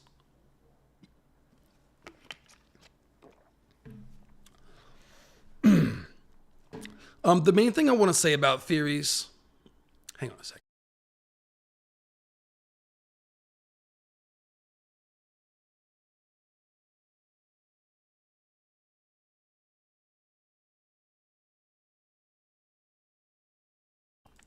The main thing I want to say about theories is that they're a way for people to interact with a story. It brings us into the story. we're thinking about the pieces, trying to make them fit together, writing our ideas down instead of just reading the book or like watching the show and it's just coming at us. We're now participating in the conversation. We are, and this is what the author intends when they give us all these clues. Clues mean puzzles, and puzzles are meant to be solved. Maybe not every puzzle, but certainly a lot of them. And that's what people have been doing on the Westeros.org forums that Elio runs for 15 years or more. So I'm not offended, but it's a little bit, it's odd. I will call it odd for Elio to sort of sneer at theorists. I mean, not too bad, but he's just kind of like, well, they're having fun. That's all I can say. You know, it sounded dismissive. And I will just point out that you've made a lot of money on people talking about theories on Westeros.org. So maybe just a little more respect would be, I mean, it's a choice. You can do whatever you want. But so I've tried to show you a fair amount of respect in this. I've poked a little fun with you, but I've mostly, I think, engaged with your criticisms substantively here. And I've tried to be fair. I aired the thing in full, so didn't misquote you. I'm just taking what you said and wrestling with it. But yeah, I already made these points. I was just saying, hey, it's a partnership. We're both doing the same thing. We're both got careers, here. So, no reason to do that. But, check out my theories. Maybe they're a little better than you thought. And, yeah, like I said, I made this point too. Using storytelling to understand the world together is a lot of fun to do as a group. And, these days it's kind of hard to find groups of people to hang out with. After COVID, it's a little weird. And, I'm very grateful to have a place where I can talk about philosophy and all this stuff with people, nice people like y'all. And read your thoughts. People like Sean, people like Greywaste Tim, people like Mickey, Nettles, all the people that I've met through the channel, Crowfood's daughter. Like, I value this, and I think all of you do too, the place in our life that this hangout has, because these are other adults that are thinking about stories and myths, that care about stuff, have mutual interest. This is a great crowd of peers to throw ideas around with. And if you come to the Discord, my Discord, or Gray Area's Discord, I know a lot of people are on there. These are further communities where people can hang out. And then they can talk about stuff that isn't Ice and Fire. People on my Discord, they do book reread hangouts and threads about pets and all kinds of stuff. Because once you have this group of people that are like, pretty smart and pretty nice, they become part of your friend group. And they're the people that you want to show the picture of your dinner or your pet's escapades to. And that's life, man. So we're kind of all living together here. Not to get all feely and stuff, but we're hanging out and talking about life and philosophy together using storytelling as a vehicle. And that is the purpose of storytelling. That is how it's always been used for thousands of years. Stories are durable. They last for thousands of years. They encode the values of a society. They encode lessons. They describe all the different roles in society, the archetypes. They teach us about symbolism, about nature and our relationship with nature, the rivers and the mountains, and the cycles of the seasons. Storytelling does all of this stuff. And so what are we doing here on the channel? We're having fun. Yes, we are. But we're exploring life together through stories. And that's what I have figured out that I am doing. It took me a while, but after 10 years, I'm very, very clear on what I am doing now. And that's it. So with that said, I will say thanks for mentioning me. And it's always fun to mix it up. Elio, and let me get the name of, I feel bad, I keep forgetting the name of the Oh, shoot. Okay, hang on. The name of the channel that Elio was on and did the interview. I want to say their name. I don't want to be disrespectful. I've got that video. It's right here. This is a little snarky, but I mean, this is good sport, right? This is not below the belt snarky. You guys tell me. I thought this was sporting. Comic book guy was borderline, but I don't know. Like I said, if you could find the worst gay pirate with the parrot, look at however silly you want, Captain Hook, whatever you want to do, you can use that for me. That's fair. And so the channel is Culturescape. Culturescape. So shout out. Thanks for mentioning me, guys. I guess Culturescape has watched some of my videos. He said my name, so thanks for mentioning me.